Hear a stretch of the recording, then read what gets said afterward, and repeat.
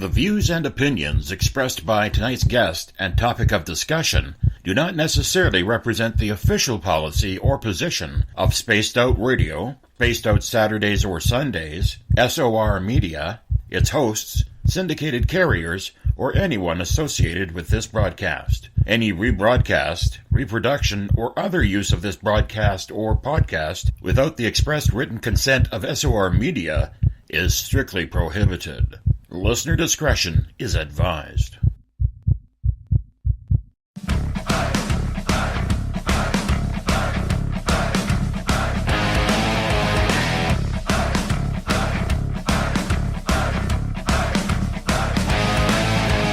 Are you experienced?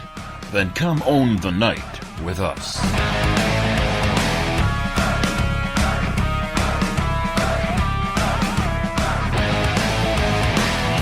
Little brother has taken control, shoveling dirt in every hole. Predators to condemn your soul, watching you and watching me. We're all Station atop the mountains of British Columbia, live from SOR headquarters.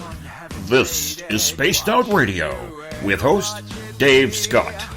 We live behind glass curtains and act like nothing's wrong. Soon you will belong.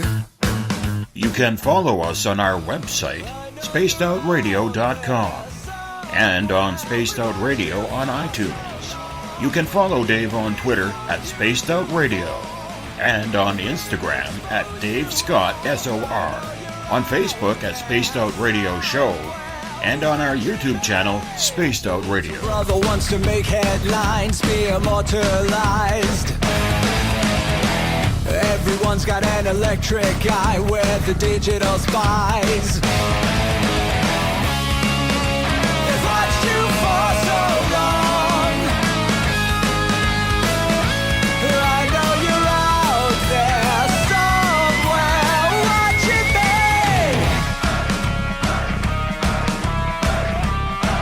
me. Buckle up, space travelers.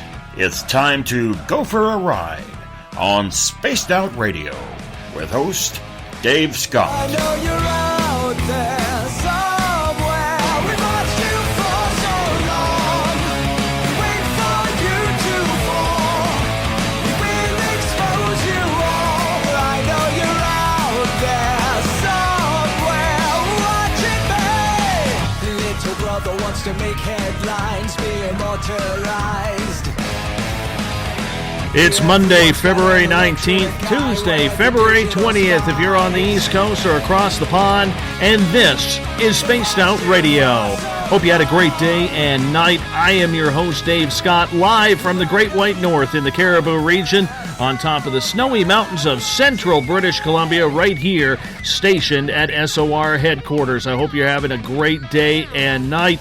We are 150,000 strong, nightly on WQEE 99 Rock the Key down in Noonan, Georgia, home of The Walking Dead, on the United Public Radio Network, 107.7 FM in New Orleans, and over 160 countries around the world. We are also live on the baddest station online on the planet, The Fringe FM. And if you're listening in on Revolution Radio, remember the Double R Machine is a donation station financed by you, the valued listener.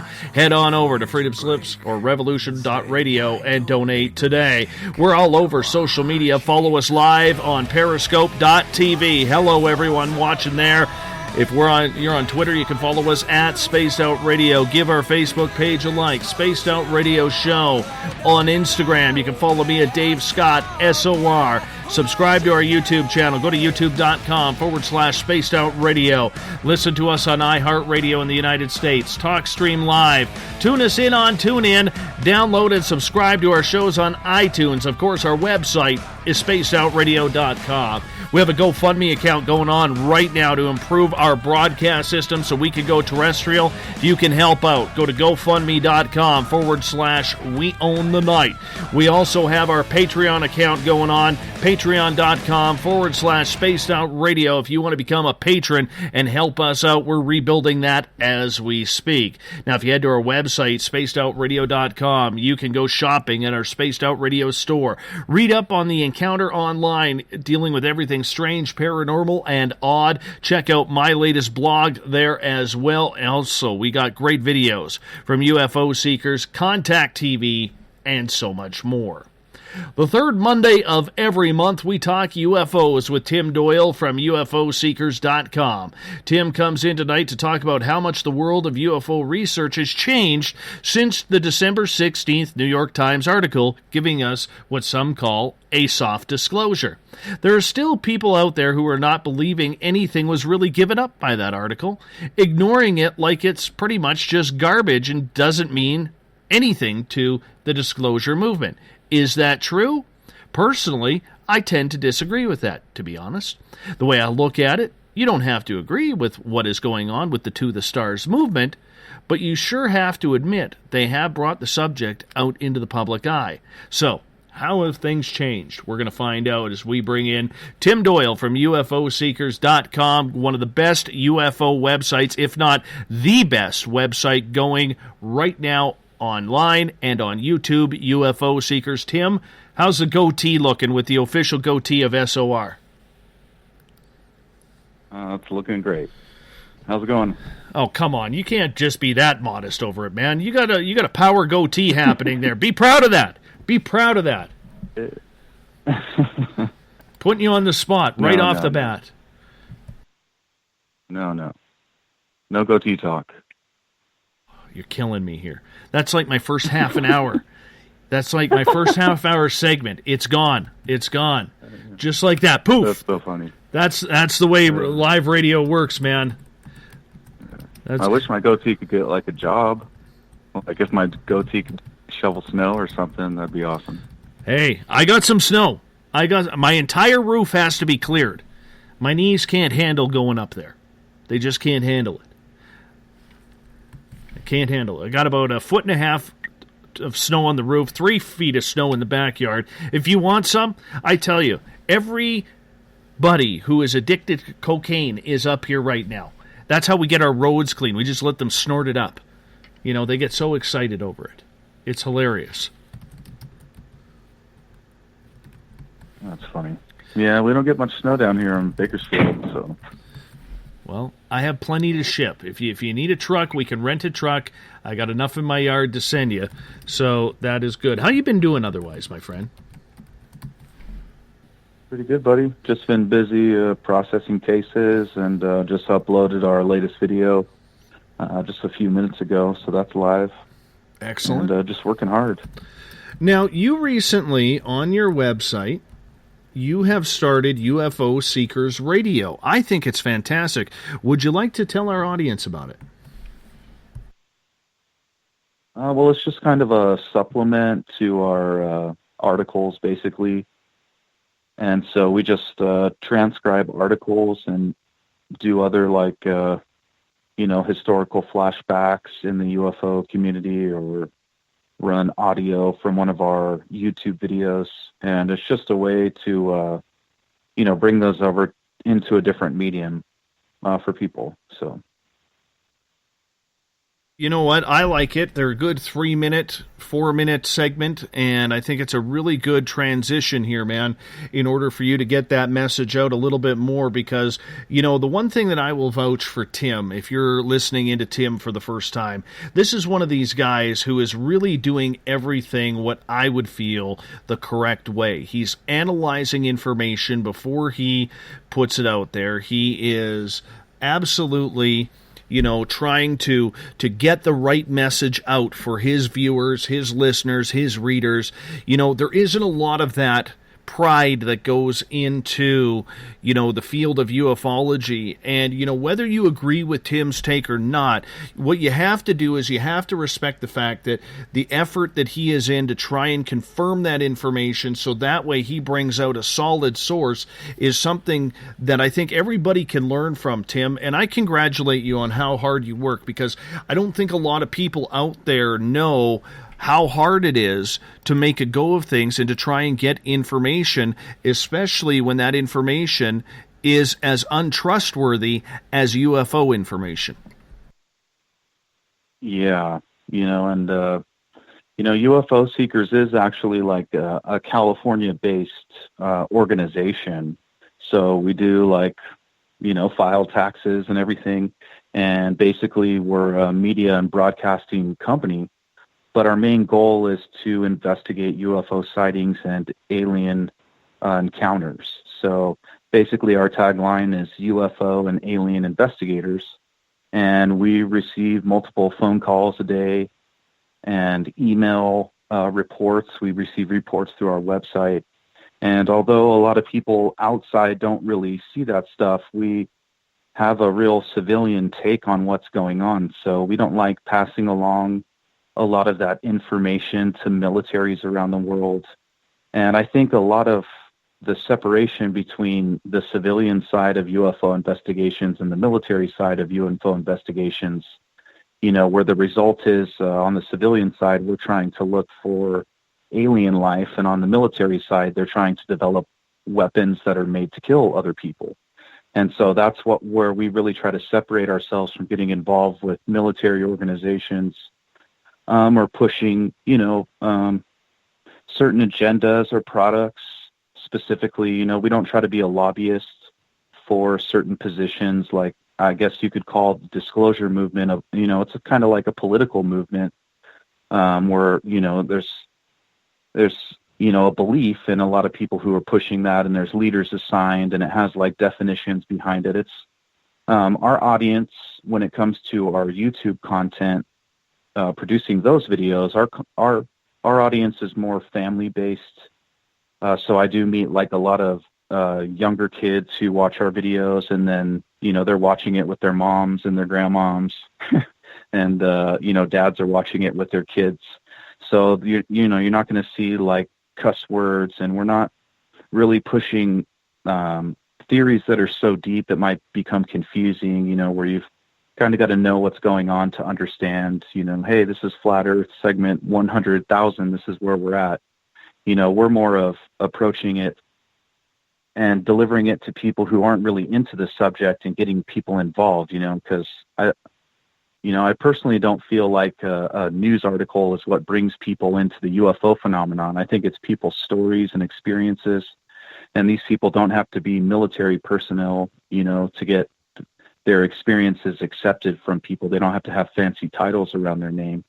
And those are the kind of people who we're meeting with on the ground. So we skywatch 365 days a year and take pictures, and sometimes we're posting those pictures live to social media. But we don't, of course, we don't find stuff all the time, and I hope you wouldn't, because then it's probably fake. But when we do find stuff or come across interesting stories or, secret bases, like we did the first video ever on the Area 51 base camp, which I thought would kind of get more traction, but it's a facility that's just right off a public road, but it's located north just outside of Area 51, and that's actually a place where, big leaders or world leaders might fly in, and most likely there's an underground connection to Area 51, so that way when the jets are flying and the transponders are on, they're actually landing outside of Area 51. And it's also a housing complex where some of the Area 51 employees live, or the private contractors that come in, they don't always live on the base.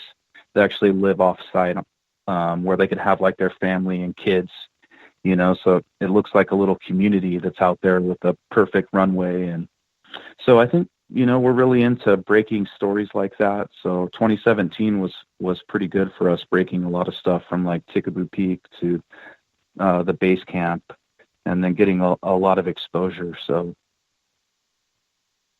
a lot of people don't understand. They see the finished product, Tim, when you put together a 3-minute or a 15-minute or a 30-minute video. How much actually goes into creating one of those videos? How much effort? How many man-hours? I would say man-hours, probably 40 to 80. On some videos, it's probably approaching 120. I mean, just for editing on some of the videos, that I do myself. It takes anywhere between, 3 to 5 days sometimes. And that's because I'm, like each trip we go out, we bring back over 100 gigabytes of footage. So, I have like terabytes and terabytes full of files that we're using, photographs and video. And we're typically using 14 cameras when we're going out, not to mention some of the cameras record in different file formats like .movie or MP4. So I have to do separate renders. Like, for instance, when I shoot my drone photography, I have to actually take that drone video and re-render it in a certain file format and a frame rate to match other files I have. And some of the GoPros, I have to re-render files, and then open up a new editing file and start editing with the renders that I've created. So, and sometimes when I've finished creating a video, I have to render the photographs alone from the video and then combine the renders. And so it could take me 8 hours just to render a finished product. And the timeline is usually, 15 layers of just audio and video. And not to mention, too, I'm doing graphic design. So, in our latest video, there's a picture of like Dwight Eisenhower standing on the Edwards Air Force Base dry lake bed in front of a UFO, because we cover, that little conspiracy. And that was in 1953, supposedly Dwight Eisenhower, or President Eisenhower, was in Palm Springs and disappeared for a couple hours. And the conspiracy goes that he had traveled to Edwards Air Force Base to meet face-to-face with aliens. So to give a representation of that in the video, I create, kind of unique photographs that can include things like that. Not to mention in the latest video, too, I had to go through Project Blue Book files, download PDFs, and then I had to make cutouts and little snippets and screenshots and highlight different text. Not to mention I have to read through the case files to make sure I know what I'm talking about. And so for this one, we actually traveled to multiple locations around Edwards Air Force Base 2. So there's probably, 5 to 10 days dedicated just to going around and understanding different locations. Not to mention I probably spent over 30 days solid at this specific place, checking out different areas. So a lot of that local knowledge I think you need to understand to look at the satellite maps and then look at it from the ground level and try to understand what's happening. And basically, too, while we were out at Edwards Air Force Base, we ran into an individual who saw a classic flying saucer, the silver-colored flying disc, and told us a story about it. And the funny part is that the location that he saw the UFO from, which was on Highway 395, looking west towards Edwards Air Force Base from the unmanned airspace side. And that's where he saw this, classic UFO spinning around and just hovering there above some power poles. And his sighting location actually matches the 1957 UFO sighting, where a military individual had done a road blockade on Highway 395, and he was observing a B-52 aerial drop, and they were dropping a store cargo box, I believe it was, onto a gunnery range. And so he's observing the B-52 coming from the west, heading east towards his location, and was watching the drop. And that's when, near the cargo drop, he saw what he believed to be like a basketball size to an aircraft size silver sphere that appeared moving from right to left. And then it oscillated a little bit and it stopped and just hovered in position. And then a few seconds later, it started elevating in altitude up before it disappeared. And the location that this person saw it from on Highway 395, in fact, the Project Blue Book case says that he saw it 18 miles south of Four Corners, actually correlates to a UFO sighting from a new individual that we break in the video from almost the exact same location, looking the exact same way. But also, too, we do cover a lot of the 1947 incidents from Edwards Air Force Base from July 8th, when multiple military personnel went on record and signed affidavits stating that they saw two silver flying discs moving 200 to 300 miles an hour over Edwards Air Force Base. So we show quotes. We actually give their position, their positions inside the military, and kind of, put that all together to help people outside of the UFO community, understand more about the UFO phenomenon and why people do believe what they believe. So I think a lot of the times in the UFO community or any community, you could be playing basketball and, doing it every day and being around people who do it every day. That kind of shelters you from the outside world and understanding what a new person to the industry is thinking when they're looking in from the outside. And so we're really trying not to lose that disconnect and get, caught up too much in drama or stature, who's better than who kind of in this community. We really try to run our own race and do our own thing and really try to bring in new people to the UFO community. We're not really into it to make believers out of people who already believe it. I can post a video, for instance, our Area 51 wants this video banned. In total has gotten more than 5 million views. But in one of the editions, I get these comments from people where, one says, hey, you're giving away military secrets, and the other one says, hey, there's nothing to see here in this video. So, everybody has like different perspectives, and there's always percentages of those. So we really just try to focus on not trying to make outrageous claims, but trying to be open-minded and not close-minded to anything. But at the same time, we don't promote anything as fact. And if someone does, we seek to find out if it is fact or what's going on. That way, people who are outside the UFO community and don't have time to research it all day, can help get some more information. You mentioned the Eisenhower scenario that you were looking at about the Greer Treaty. It's funny because in just a couple of days from now, we'll have Dr. Michael Salla on the show to talk about the Greer Treaty. A lot of the research that I have done, and it is so hypothetical in this field, but every time I start looking deep into something, it amazes me how it all points back, in my opinion, and my opinion only, back to this supposed or alleged Greer Treaty. Have you noticed that at all in your research, Tim? That it just seems to always point back to that timeline, to this, happenstance, whether it actually happened or not. It's unprovable. Now, here we go. Yeah. But Dave, here we go again. I mean, okay, so this is like an insider question, right? Because if we were like outside the UFO community, this question would never come up, right? You wouldn't even know what this treaty is named. So now that we are diving into it, now it comes with baggage.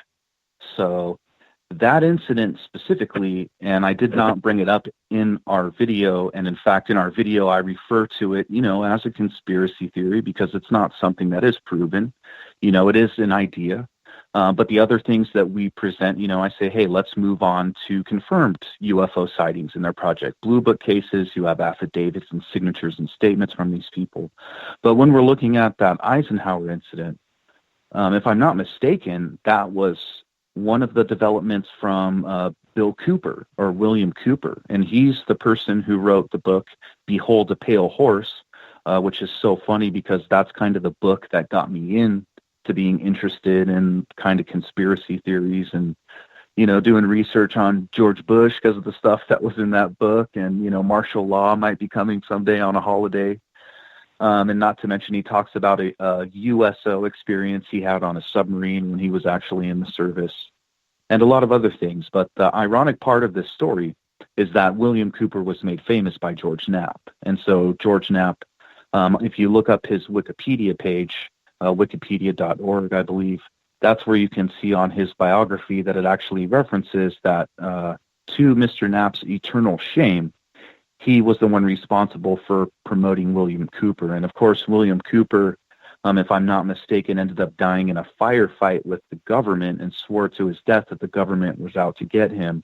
But that was after a lot of kind of the stories had, taken some heat and a lot of things weren't proven or came to pass because of the time frames.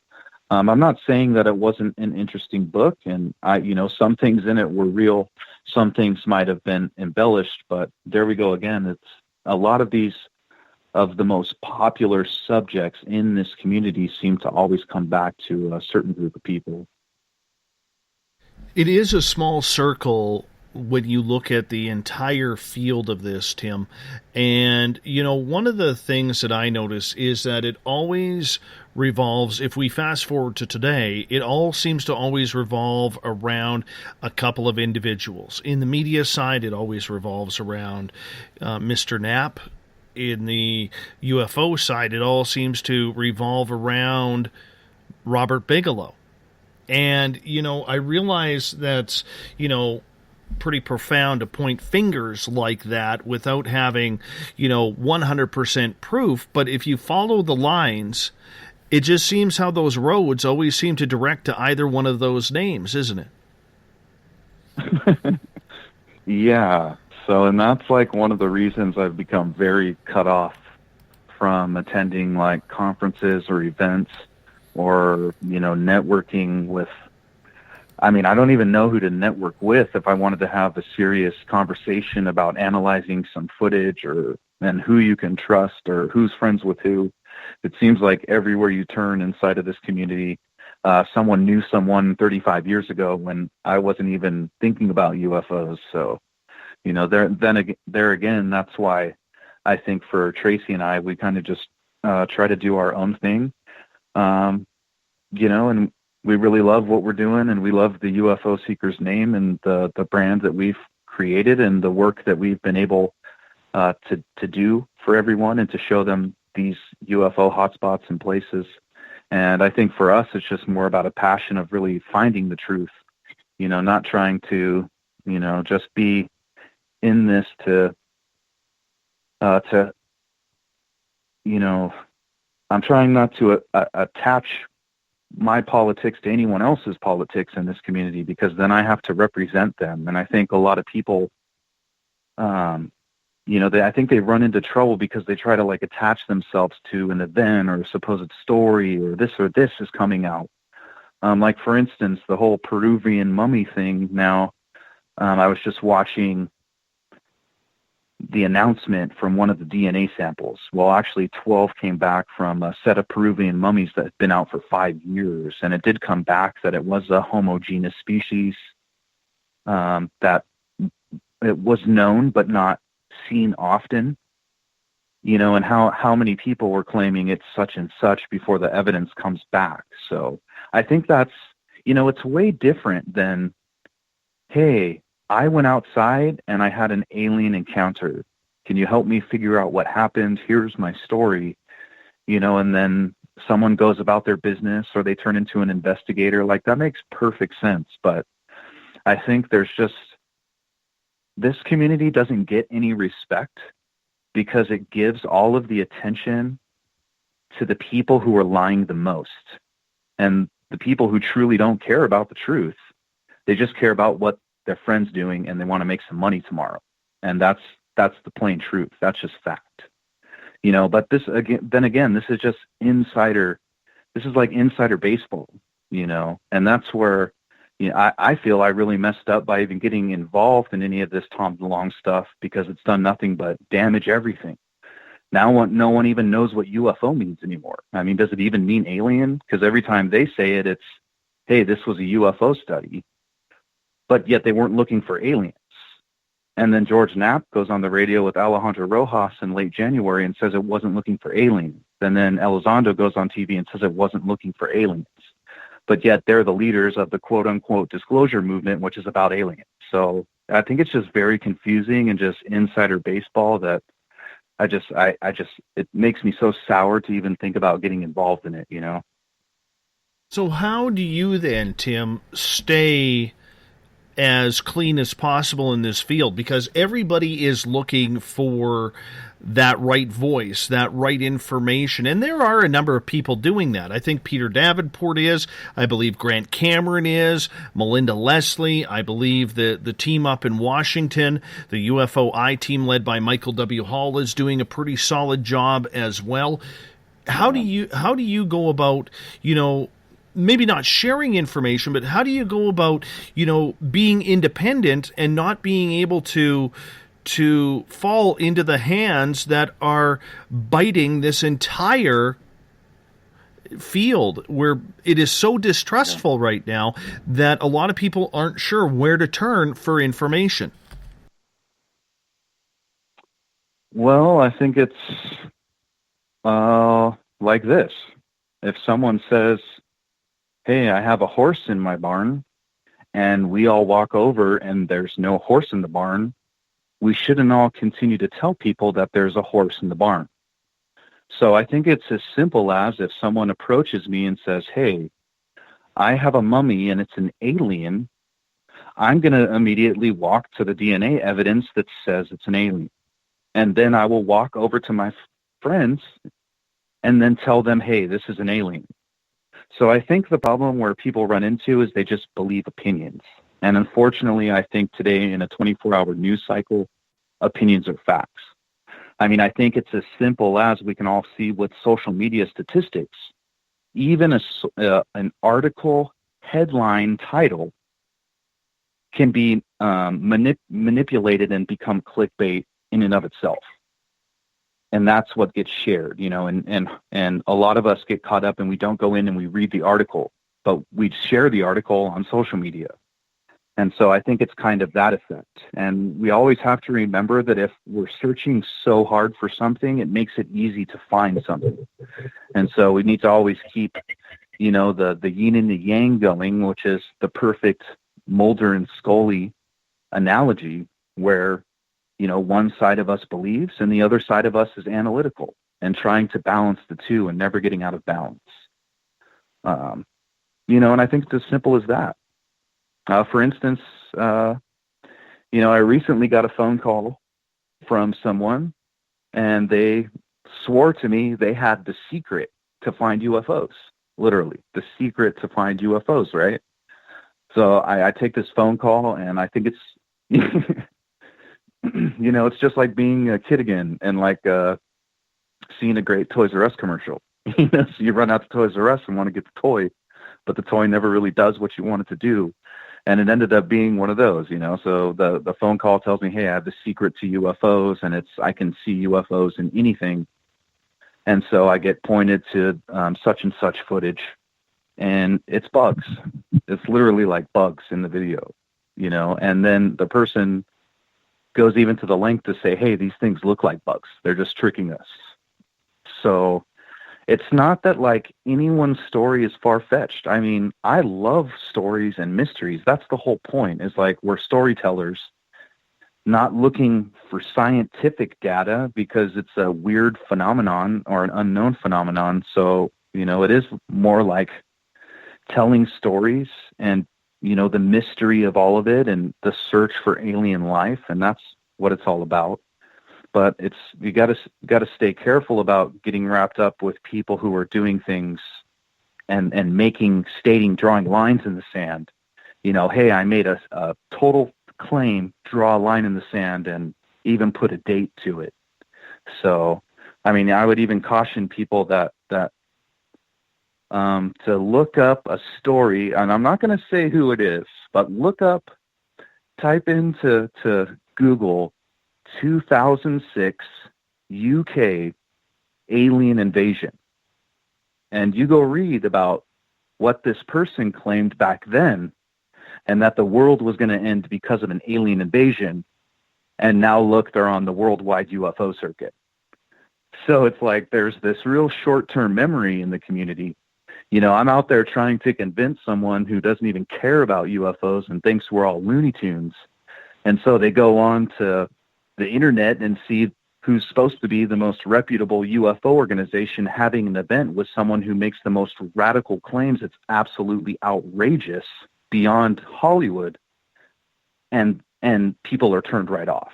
So we've really got to stick to the Travis Waltons and the people like that who have these real experiences, and follow up on those cases, document those cases the best we can, go to those places over and over, try to have the same experience, try to document what they've seen. This isn't predictable, you know, so those people's stories and those experiences are the roadmap to where these things have come, whatever they are and whatever has happened. And it's funny you mentioned that because just a couple of months ago on this show, Grant Cameron actually said he was stepping away from all the governmental stuff until the disclosure part happened. and this is about 2 months before that, he said, we really, in the UFO field, if we want to find out what's going on, we have to get back to basics, because he felt that a lot of the answers were actually inside the stories of experiencers and maybe not so much on the video or what the government has to show or not show. Are you starting to lean that way too then, Tim? Well, I've never liked government to begin with, so it's easy for me. I'm not like a government happy guy who thinks they're going to solve my problems or end world hunger and create world peace. You know, I think that's done through individuals, families, communities, churches, religion, just plain good moral values. So it's easy for me, and that's why government exists, especially military, is for national security and to destroy people. That's why we have a military. When someone tries to attack us, they're there to defend us. And if someone is doing something bad, they're there to go destroy them. And it's not a bad thing, but it's different than what we're trying to do. I mean, it's like a climate change scientist who wants core samples, but for some reason the military's down there, and if he takes a core sample, it's going to help them. And here's all these climate change scientists involved with the military, and then they're making, military weapons out of these core samples. That's what's happened with UFO sightings. We have UFO organizations who are selling out to the government, who then is making stuff to kill other people. But not to mention, the whole reason, I got into the subject hardcore was I was such a big X-Files fan, I guess. Yeah, we hear that a lot with a lot of people in this field. But it was always that separation between Max from Nightcap and the lone gunman, away from the government. And the fact that when Mulder needed the truth, he would always go to the lone gunman because he knew he wouldn't get fed BS. Then they actually could do what the government can do, because the government's not special people. It's just our neighbors who are just like us. It's not like they're the gifted of the gifted, although a lot of them are gifted, but there's just as gifted people out in the real world. And so we can do what they can do. It's just human beings just like we are. In fact, it's always been my experience that politicians aren't as smart as regular people out in the real world doing the blue-collar jobs. So, but, it's that take and that separation that the government exists to hide stuff on purpose. And so that's why we do this, is to pull these UFO sightings, to get these reports, and to show that something is going on. And there's two things. Either the military has advanced technology that's so great we don't have to drive gasoline cars anymore, or there's aliens visiting Earth somehow. And either one of those, I think, is pretty radical. So, but, if the government's been hiding the existence of aliens or alien technology, I just don't know how people would take that. I don't know if they'd get upset or... So, what do you think about that, Dave? Do you think you know what this? Do you think people would get mad about them hiding it? I think if the real truth came out, and right now everything is hypothetical, but let's say Roswell really did happen, and they have, as has been commentated on by numerous people, that they have a row of alien craft sitting at S4 at Area 51 in Groom Lake. And it came out that there was some sort of deal, which was humans for technology, including some of these missing people that go missing under extremely strange circumstances, that they've been picked up by aliens or UFOs. Okay, yes, I'm going a little tinfoil here. I understand that. But I think if those parts ever came out, there would be one hell of a backlash, Tim. Or if they were sitting on other ideas that they were using for strictly military purposes that could be used to help mankind, I'm just throwing this out there, but let's say they have a cure for cancer that's been given to them by extraterrestrials, or they have technology where we can run vehicles on some sort of biofuel or energy that doesn't, take oil or gasoline, or if we have the ability to clean up water, because so many people on this planet need fresh water, including people who are on this continent. I think if people found out that this was being hidden, I think there could be without sounding too outlandish, I think it could honestly lead to some sort of civil war or government shutdown on both sides of the border. And I think that's the danger and the reason why they have been doing things the entire time the way they have. Because if these secrets are true, hypothetically, let's say every secret that came from the Roswell crash onward is true, and Eisenhower made that deal to trade humans and animals for extraterrestrial technology. We have an entire history that is false. We have a hidden history, and we have a government that is sold out and has said, to hell with our own people, we're more selfish than anything else. And I think people would revolt. So the only way they could really do this, in my opinion, is the way they're doing it. Separate UFOs from aliens, but then take that one step further, Tim, and separate UFOs from alien craft, which is exactly what they're doing. All right. But I think first we should get out of the way that, and that new article came out where, a real news organization tried to verify what was going on, and they verified that those videos weren't released by the Department of Defense or the DIA. The videos had only gone through one stage of release, meaning they could be for anything or for any purpose, and that they weren't actually released in the end because they want to know what's going on too.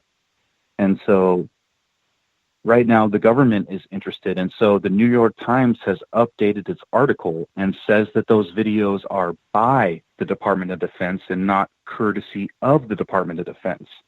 And so everyone who's written or made claims now has to change their story. And so, we never said once that these were given out by the Department of Defense because it was never verified, ever. Everyone just makes claims and then accepts opinions as fact because there's celebrities involved and people love their celebrities.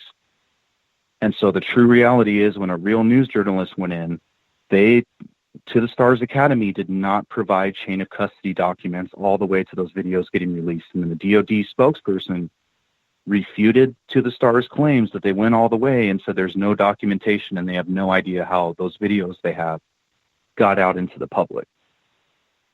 So that's one thing out of the way, So I think people need to slow down, and they're kind of getting over ahead of the skis, and we still don't even know what's going on.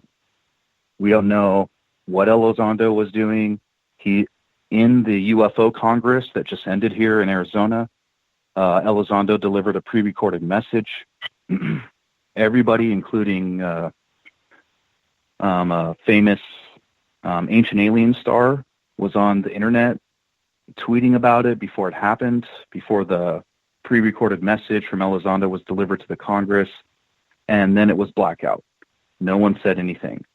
And I think the reason is that, from what I heard from someone who went, is that Elizondo was now walking back the claims that there's alien alloys in someone's possession.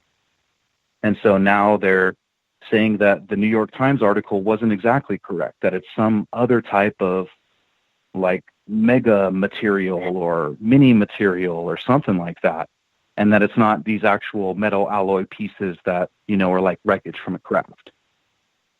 So I think the problem is that, you have people who are in it for the money or you have people who are in it for the passion. And I think Elizondo got himself in trouble when he decided to hide a secret from all of us. And instead of just telling us about it and showing us things, he decided to get involved with the company, time the releases correctly, delay information to work with insiders in the community, including large radio stations, news outlets, coordinating with a company who was doing an initial public release, a book and media company that wanted to publish books and music CDs, and coordinating with those people to monetize the fact that he was getting paid by the government to head a program. And that's where I think he lost a lot of people. I honestly don't even care. I don't care what he does. I'm not interested. When he talks, I'm not going to listen. And I will never listen. I've never met I don't go like down the street and meet military people who just go, hey, I was in the military. Here's all this classified information. And I even stole some. Check this out. I still to this day, Dave, have never met anyone. And in fact, my own dad won't even tell me stories from working on secret aircraft at the Air Force's Plant 2 production facility in Palmdale where they make all the black projects. My dad's never told me anything. I even have a cousin who was a Treasury Department secret agent.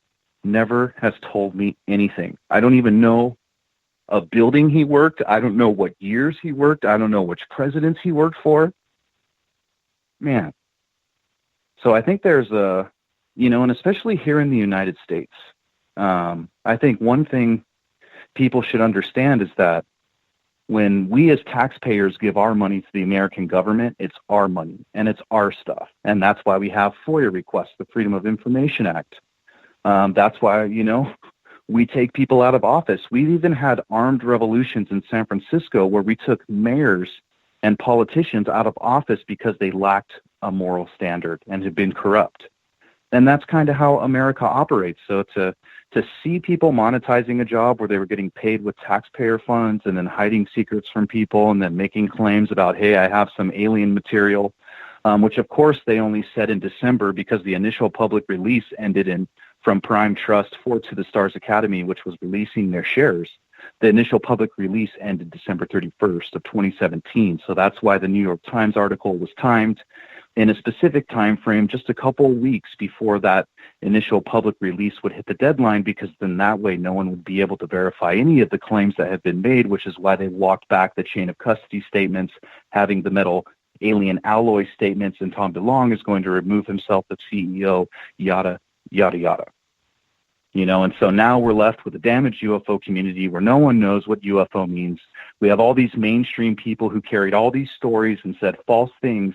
And now when people find out the truth, just like I warned from the beginning, we're made the fool because people love celebrities. And that's just a plain fact. I want to ask you a question about that, because there has been rumors lately that ever since Tom DeLonge really made a little bit of a jerk out of himself on the Joe Rogan Experience podcast, that other members of the To the Stars Academy, we'll call them the Suits, weren't too impressed with, some of the videos he showed, by the language that he used, by saying he was going to whip his penis out on camera, things along those lines, and that they actually made sure that he hasn't done any type of public appearances on the subject since then, which he hasn't. Now, all of a sudden, I'm looking on the To the Stars Academy website just last week, and maybe it's just me not really looking at it at the beginning, Tim, but what I noticed in Tom's biography is it now says interim CEO. I don't recall it ever saying interim CEO beforehand. Did I misread that at the beginning, or has that been changed? No, you didn't misread that, and that was always the goal. Of course, if this was going to be some type of scientific research operation, and it was a multi-million-dollar, or if it even got into the billion-dollar, I think they'd want somebody, with a specific college degree or who's been here or has certain experience and understands kind of the industry. But even with the different CEO, you must remember that the majority shareholder of the stocks is still the DeLonge Family Trust. So it doesn't really matter like who's running the organization. That was irrelevant. So, but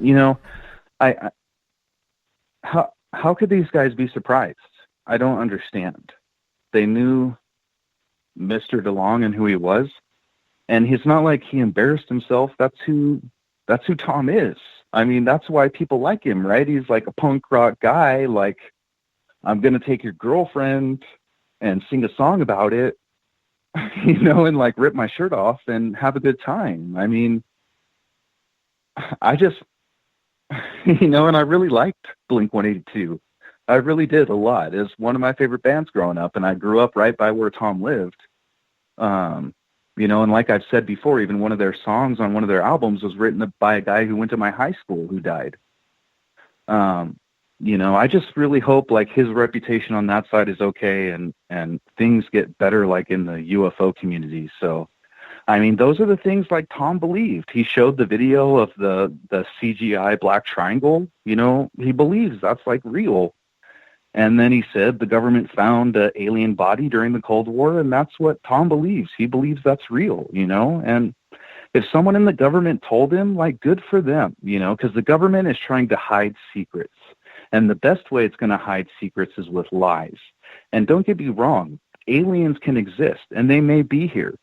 But there may be a military craft sitting over here, even though that's not where the alien's landing. And when you come, the government's going to tell you that maybe there's an alien there. And, hey, we even found an alien back in the day, but don't come here. It's real scary. And that's how they keep you away from looking for the military craft in the specific position, but it doesn't mean that the alien wasn't in another place. And so I think a lot of people get caught up and just believe what other people say instead of going and sourcing information to try to find out where it came from and understanding that it's either just a story or a report or a sighting, but something that's not accepted as factual or scientifically observable. So it's just having discernment and being analytical when looking at these things and just remembering that, and just be cautious. And for me, I don't believe nothing until tomorrow. So whatever someone tells me, whatever email I get or story, I sit on it. No different than if I'm mad and I'm going to send out an email or a tweet, I pause now and wait till tomorrow. And if it doesn't look good, I don't send it. And most of the time it doesn't. So it doesn't get sent. So I think in a lot of these stories, they break right away because it's just people are so hungry for news and, hey, it's going to be disclosure tomorrow, put it on my dinner plate. So as soon as a story comes out, it's just getting reshared and retweeted, and then it just becomes fact. So, Tim, a lot of people may ask, as we got about 4.5 minutes before we got to go to our first break tonight, a lot of people may ask, well, where do you get your information then? If we can't trust anything, where is Tim Doyle getting his information, and why does he trust it? No one said you can't trust anything. That's the argument a person makes who proclaims a hoax as fact. I mean, if someone's going to go out and say, hey, I drive a Chevy, but you look at it and it's got a Ford symbol on it, and then I say, hey, it's a Ford, and they tell me I'm a hater, what am I supposed to do? I mean, you can't, you can only show, the horse water. You can't make the horse drink. So if people are going to say, hey, you're a hater or whatever, that's just normal. And there's always going to be a percentage of that. And, I've really learned to deal with that and not read, people's negative comments, or if they have something bad to say. It's all about addition and adding to it. But the problem is when someone comes out and uses mainstream media and people who they're taking advantage of because they all meet behind the scenes together, but didn't tell anybody they were all meeting behind the scenes together, and then have businesses running together and book deals and book ideas running together that are based on stock releases and raising money. And then they proclaim a conspiracy theory or a paranormal idea as fact, and go out on mainstream channels and tell people it's fact, and then never tell anybody about stocks or investments or about these companies or book deals or Bob Lazar and the autobiographies or any of those things behind the scenes. It's not my fault. I can go out there and try to relate to my fans what's really going on, because these are people outside the UFO community and they need to know. And I don't think it's attacking. It's responsive, and it's called analyzing, so that when people get fooled and, hey, come to find out there isn't chain of custody, hey, come to find out there isn't alien metals. Hey, I think everyone who said there's alien metals should feel pretty dumb. And I agree with you on that, my friend. I agree with you totally on that you have to, take everything with a little bit of grain of salt, but as time winds down here, we got about 2.5 minutes left. Is there sources that you rely on or that you trust that you could tip the audience off to say, look, if this is where you're going, this is where you need to look if you want to learn? Yeah. If they want to go and just read factual stuff, go to theblackvault.com. It is literally the greatest place in the world. You're going to get Mr. Greenwald, I believe his name is, just files FOIA requests one after another. And in fact, today published more direct links and PDF files concerning Project Blue Book than anyone I've ever seen. And that's what he has, is a huge database of factual evidence, real sightings, real reports, UFO sightings from the Forest Service, from the Department of Agriculture, Homeland Security, anything you can think of. But as far as like, that's about where I go, and when I'm sourcing information, I'm looking for documentation. It's really hard to find, I think, really good news sources where there's not just a bunch of opinion or that claims are made. It's really hard. So, in fact, but I would say at the same time, everybody always has something to add to your life, and I think that's just a general rule in life. So all of these different sources, even if there's a popular so-and-so and he does UFO stuff every day or Bigfoot stuff or whatever, I watch it all, and everybody should, because everybody has something,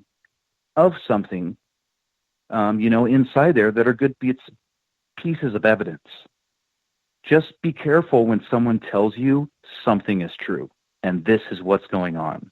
So it really is an art form to try and read between the lines to piece together the story. It really is. That's the toughest part that I have learned through all of this, because everybody thinks you're surmising and that you are just taking a guess. And in the meantime, for you, the researcher, it's clear as day right there if you read between the lines. It's kind of weird how that works. And I'd like to get your opinion on that, Tim, when we get back from the break here. Tim Doyle from UFOseekers.com is the website. He also has a YouTube channel, youtube.com/UFO Seekers. He's got almost 1 million subscribers. If you haven't passed that already, Tim, I'm not too sure. I haven't checked. I think last time you were encroaching on that. But Tim, to me, is one of the best. We are the only radio show that has Tim on every single month because he likes what we do. We like what he does. We try and work some honesty in with each other because that's how we get the facts straight to you. Tim comes on this show the third Monday of every month, and he will be back for another 2 hours here, starting right after this break on Spaced Out Radio. Find your escape where time has no limits. It's about living today and cherishing the heritage of yesterday. A spirit of adventure for what is new, with the nostalgia of the past. Your timepiece is a reflection of who you are. Life surrounded by beauty from the world around us to the soul within. EscapeWatches.com. There is no time like the present to enjoy your escape. Use promo code SMF2017 for your 20% discount today. Lori and Fenton here, SOR listeners. Join me at UFOCon 2018 in South San Francisco, California, March 23rd through 25th, where 14 presenters discuss all things disclosure, UFOs, and aliens. Stephen Bassett, Grant Cameron, and Melinda Leslie address disclosure. Preston Dennett will present Inside UFOs. Your Dave Scott and Lynn Buchanan tell of amazing alien contact. Get tickets at caufocon.com. The freedom to post what you want, when you want. That's the social media freedom you need. Social Media Freedom is the free app in your app store. No need to worry about going to jail or being shadow banned any longer. It's the freedom to say what you feel. The freedom to know Big Brother isn't watching. It's the way social media is supposed to be. Social Media Freedom. It's time to set yourself free. Download from your app store today. Coming September 28th to the 30th, it's our first annual Caribou Paracon, put on by Spaced Out Radio and the Canadian Society of Questers. 3 days of paranormal, supernatural, and spiritual knowledge in the beautiful 108 Mile Ranch, British Columbia. Tickets are $150 Canadian for the event, being held at the Spruce Hills Resort and Spa. Come watch our featured speaker, Grant Cameron, along with Laurie and Fenton, David Weatherly, Ross Allison, and more. The Caribou Paracon, celebrating everything paranormal. Hey Space Travelers, it's Joe Roop, your host of Spaced Out Saturdays. Come join me as we explore the realms of the paranormal, the esoteric, and everything in between every Saturday night at 9 p.m. Pacific, midnight Eastern. You know the truth is out there. Don't get caught sleepwalking. Come join Spaced Out Saturdays. That's every Saturday night, 9 p.m. Pacific, midnight Eastern, right here on spacedoutradio.com. Psychic Sundays, spiritual communication, ET contact, Sasquatch in your backyard. We will have it all on Cosmic Passport with me, Elizabeth Anglin. Each Sunday, starting at 9 p.m. Pacific, midnight Eastern, at spacedoutradio.com, I will take you on a journey of enlightenment. The goal is learning from the soul on out. We'd love it if you joined our experience. Cosmic Passport, heard Sundays at spacedoutradio.com. 365 days a year, we're in the field, investigating UFO sightings, talking to alien abductees, and visiting secret military locations like Area 51. We're UFO Seekers, official partner of Spaced Out Radio. Follow our daily search for the truth at ufoseekers.com or like us on social media. Catch us on Spaced Out Radio every third Monday of the month as we discuss Area 51, UFOs, and more. And also, don't forget to subscribe to us on YouTube.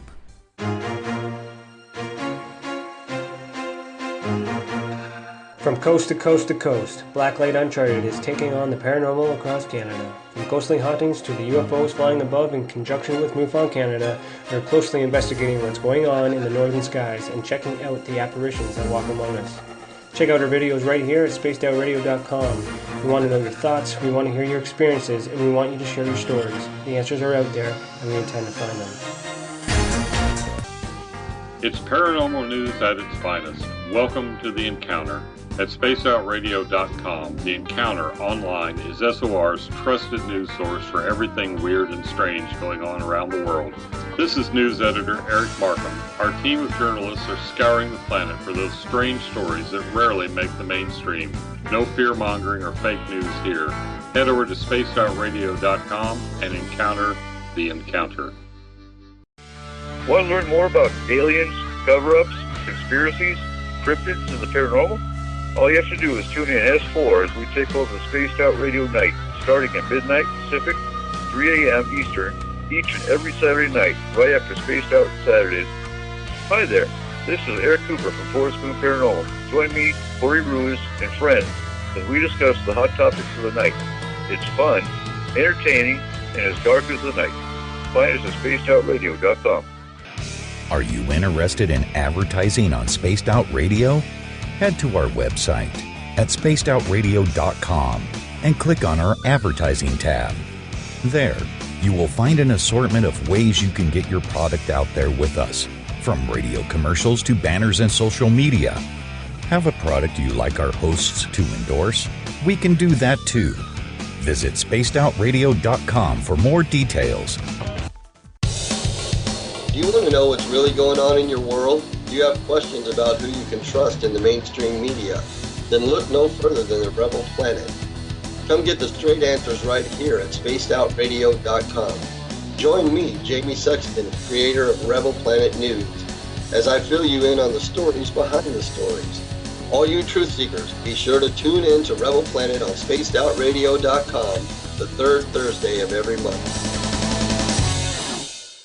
Hey, this is Canadian Paranormal Investigator Mike Moore. The third Wednesday of every month, I'll be teaming up with Dave Scott to bring you Ghosts of the Great White North. Each month, we will bring on guests from across Canada to discuss their ghostly encounters. Canada is a paranormal hotbed with stories you've never heard, so we're going to bring them to you. So get comfy on your Chesterfield, grab a donut, and join us, eh? The views and opinions expressed by tonight's guest and topic of discussion do not necessarily represent the official policy or position of Spaced Out Radio, Spaced Out Weekend, Spaced Out Radio Limited, its hosts, syndicated carriers, or anyone associated with this broadcast. Would you like to connect with us?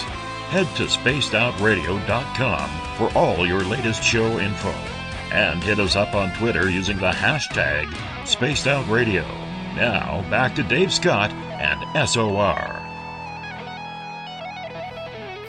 Welcome back to the second hour of Spaced Out Radio tonight. I am your host, Dave Scott. Great to have you with us. Tomorrow night on the program, we go into the forests as we are going to be talking Bigfoot. We're going to be talking Dogman with one of what I believe is the top researchers in North America. Jody Cook is going to be with us from Ohio, and we're going to be with him for 3 hours tomorrow night, starting at 9 p.m. Pacific, midnight Eastern Time at spacedoutradio.com. We want to welcome in everyone listening in on WQEE 99 Rock the Key down in Noonan, Georgia, home of The Walking Dead. We are live as well on the United Public Radio Network, 107.7 FM in New Orleans, and over 160 countries around the world. We are also live on The Fringe FM, in my opinion, the best and baddest online radio network going. And if you're listening in on Revolution Radio, remember the Double R Machine is a donation station financed by you, the valued listener. Head on over to revolution.radio and donate today. Bill Cardwell has set the password for tonight in the SOR Space Travelers Club, Eleutheromania. Eleutheromania is your password. Make sure you use it wisely, Space Travelers, as Bill sets the password each and every night right here on the mighty SOR. Now, if you want to follow us on social media, you could do so on periscope.tv. We are live every Monday through Friday night. You can watch us during the show. We're on Twitter at Spaced Out Radio. Use the hashtag Spaced Out Radio if you want to connect live with me during the show as well. Give our Facebook page a like, Spaced Out Radio Show. On Instagram, you can follow me at Dave Scott, SOR. Subscribe to our YouTube channel. Go to youtube.com/Spaced Out Radio. We're on iHeartRadio in the United States. TalkStream Live. Tune us in on TuneIn. Download and subscribe to our shows on iTunes. Our website is spacedoutradio.com, where we have a plethora of features for you, including shopping at the Spaced Out Radio store, rock out to some Bumblefoot, read up on the encounter online, or watch great videos from UFO Seekers, Contact TV, and so much more at spacedoutradio.com. Tonight from UFOseekers.com, we have Tim Doyle, who comes in the third Monday of every month for our show called UFO Seekers Radio. Tim, good to have you back. Thank you, Dave. Good to be back. Always great to be on. Before we get going, I have to give a little shout out here to a good friend of this show, one of my best friends, Eric Markham. We call him the Preacher. He is our resident scientist on Spaced Out Radio and on S4. He has been having some health problems lately, and, you know, I know it's a tough time for him right now, but Preacher, I want to mention, I know you're in the chat room, I know you're listening, but honestly, man, from the bottom of my heart, you know, I love you. And, you know, I want you to get better. And if everybody in the Spaced Out Radio audience can send a note over to Preacher, wish him some very good vibes and some prayers. He is one of the best friends of this show. He has been a backbone for me on this show behind the scenes. And, you know, it's, I love the guy. And, you know, you can't get through a show like this doing these types of topics without people like the Preacher behind the scenes, and there are so many others, but I'm going to specifically, you know, point him out right now. And when somebody who is having some health troubles, you know, needs it, I really hope that we can all come together as an SOR family and wish Preacher, you know, a lot of love. Please go on his Facebook page and wish him some love there, or if you're in the chat room, because this is a guy who deserves it. He works hard, and Preacher, you mean the world to us. So, you know, stay strong, buddy. We're going to all get through this, you know, and we're going to keep sending you love and prayers and admiration so that way we can help you out. So thank you so much for allowing me to do that at this time, you know, and, you know, everybody just, you know, make sure you share some love with the Preacher. I would appreciate that. Thank you. Anyhow, back to you, Tim. I want to start off with a question from our audience. This comes from the SOR Space Travelers on Facebook from Michael. He's saying, Tim, do you think Tom DeLonge created a ripple effect in awareness of UFOs in the mainstream media and the general population?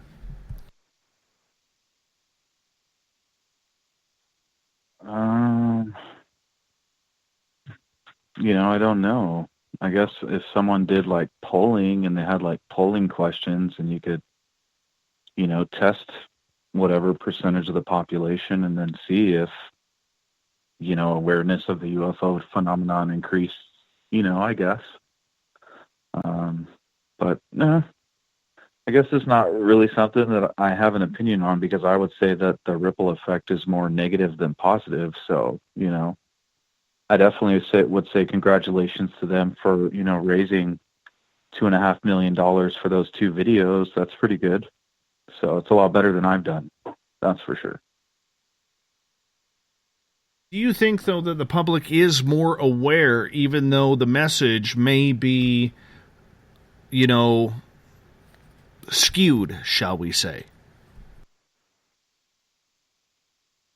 Yeah, but I mean, if anybody watches like Unsolved Mysteries way back in the day, I mean, there was some really good UFO sightings in there, especially like, I believe they had even covered the Rendlesham Forest incident.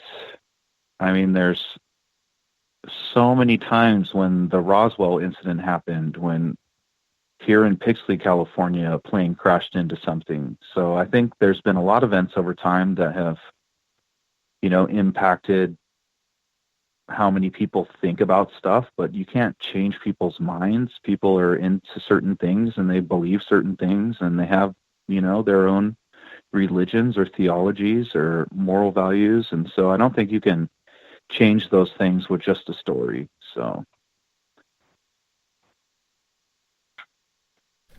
in the first hour, we were talking about trust. We were talking about, you mentioned it a couple of times, the word trust in this field, and you feel that it is almost a flailing exercise.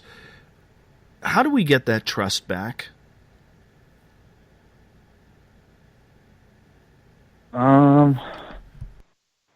I think as, I just try to have, for myself, I guess, I just try to base my credibility on what I claim to be real. So I think it's as simple as that. If there's,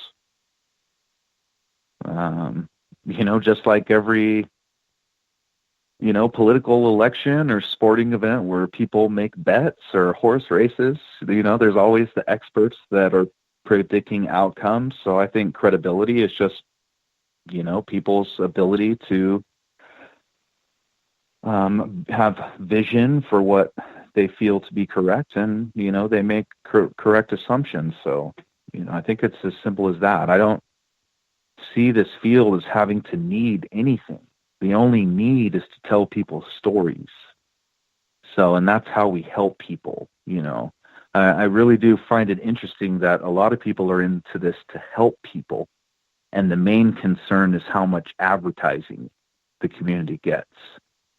So, when I hear stuff like that, it sounds to me like people who want to sell more tickets to a conference, or they need more people to show up to a convention or a book signing or buy my products, so we need more people involved, So I think those are good tells of, what people might see this as.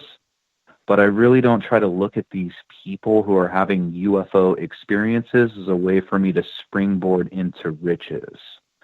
And I think that's where a lot of people get lost is, because they're on the outside and they don't study the UFO community 24 hours a day, they don't know right away who's associated with who or who has businesses or what's going on.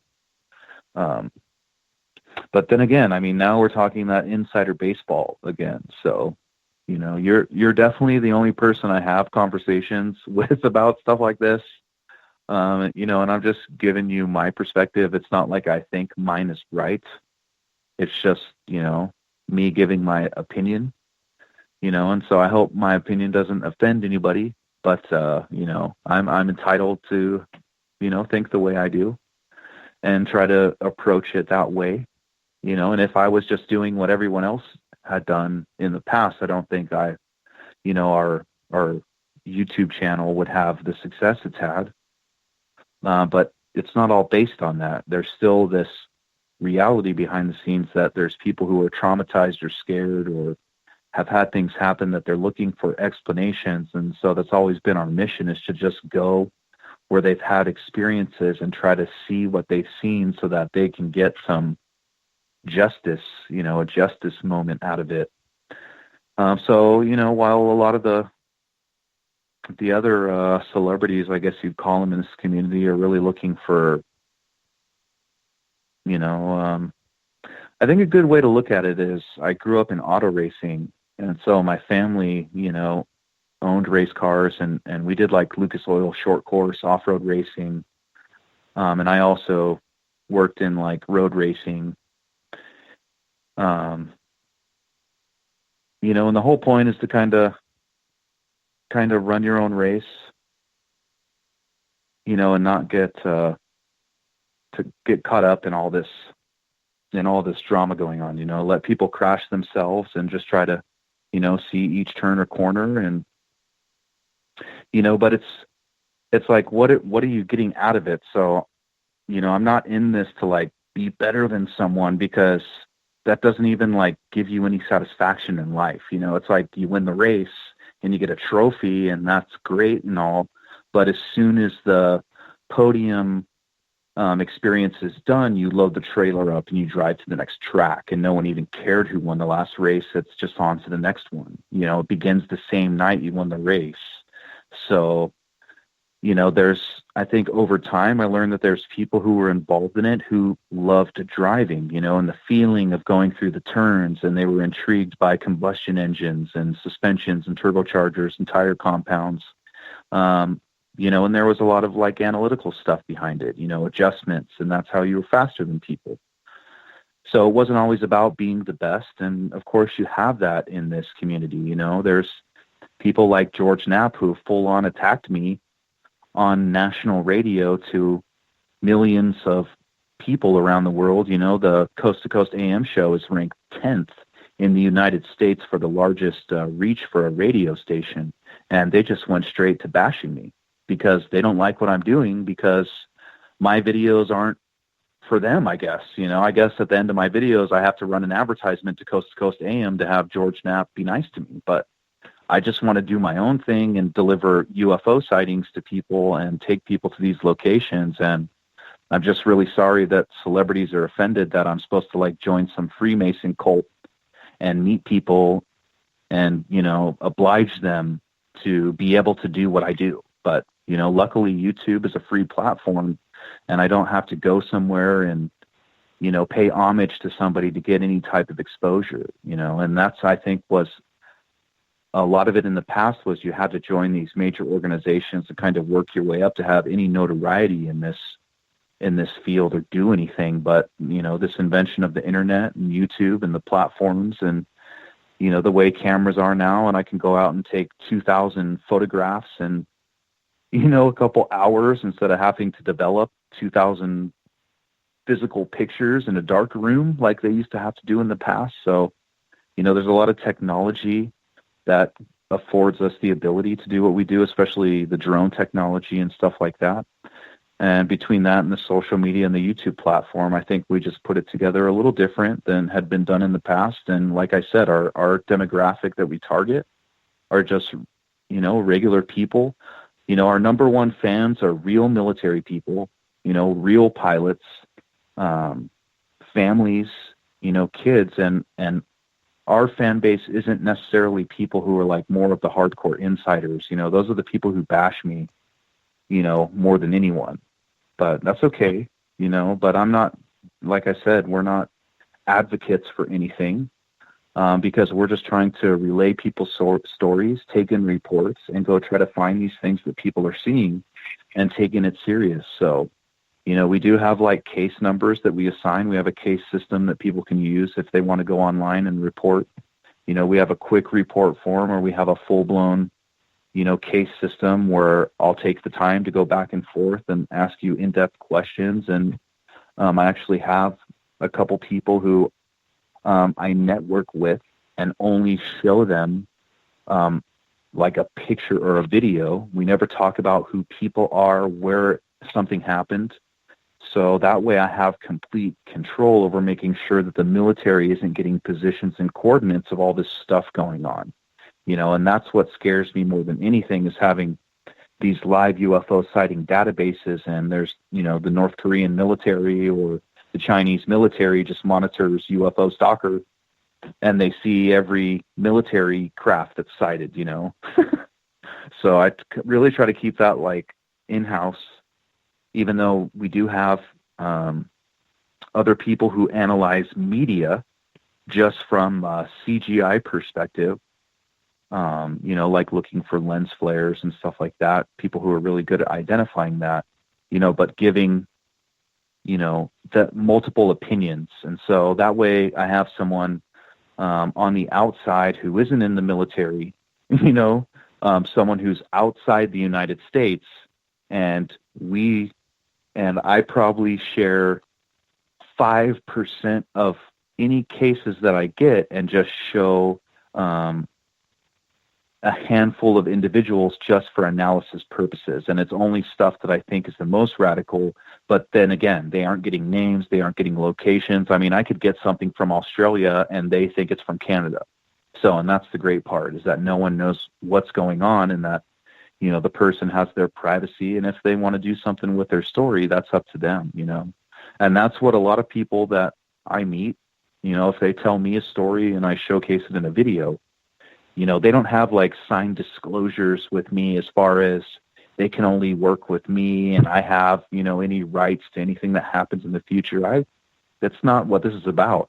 I meet real people on the ground, face to face. We're not Twitter users bantering back and forth, or making claims. I'm meeting people on the ground, face to face, and having realistic conversations about realistic things that they're experiencing and trying to find realistic answers. But at the same time, not scaring people and making them think that aliens are around every corner. Because if we did that, then all we get was, 95% of everything submitted would be garbage. So we're trying to educate people to have more trained eyes, or to have better trained eyes and how to use their equipment. So that way, when things are submitted or individuals are out there looking for things, what we're finding is actually valuable, and that's how we're going to weed things out. If we're just trying to tell people that, aliens are outside, they're here on Mars in 100 different places that we haven't verified, of course, and they're here under the ocean and they're here in the Walmart and under, and they're just everywhere, then people are scared, and every light they see, they report it. It's trying to make sure that people stay a little grounded and have a balance. And of course, I mean, everyone has like interesting stories. There's lots of people who say they have connections with extraterrestrials, and I don't think you'll find that Tracy and I have any issues with anything like that. The only time it becomes an issue is when people claim things are facts. I think a perfect example would be, I don't remember the gentleman's name, the evil guy, that said that there was a spaceship hiding behind Halley's Comet. So this is just an example. Here you have someone Marshall Applewhite. Marshall Applewhite. There you go. Yeah, so here we have someone who studied religion, right? And that's a realistic topic, right? So we studied a book. It's a realistic topic. That book's real. But then the guy says, hey, I'm a reincarnation of this or whatever, and then says, oh, hey, on top of that, there's this spaceship hiding behind Halley's Comet. But hey, Halley's Comet's real. We can really see it in the sky. But see, we have these underlying claims that are being made, and that's what, we really just try to help people to watch out for those claims, but it's not about studying, those stories that exist about the religion or any of those things. And it's not like that individual makes any of those other things false. I think there's people that just take things a little too far, and are looking to lead people down, a bad path. So, or they're looking to just make some crazy money or just outrageous claims. And the whole thing that started it for me was the second, for the Tom DeLonge story, was when George Knapp wrote the initial article and said he was opening a UFO research company. And that was just an outright lie. He opened a book and media corporation. It's in the SEC filing. And this person actually claims they're a journalist. I mean, it was a clickbait news article written for a friend. He was working with Tom DeLonge on the Bob Lazar autobiography. They already had deals lined up with all these guests on Coast to Coast AM. They already had events lined up with the UFO Congress, and Alejandro Rojas and his wife just purchased the UFO Congress from Open Minds. You know, and you have all these people working behind the scenes, and they just treat us like cows, you know, and they fed us little bits of information.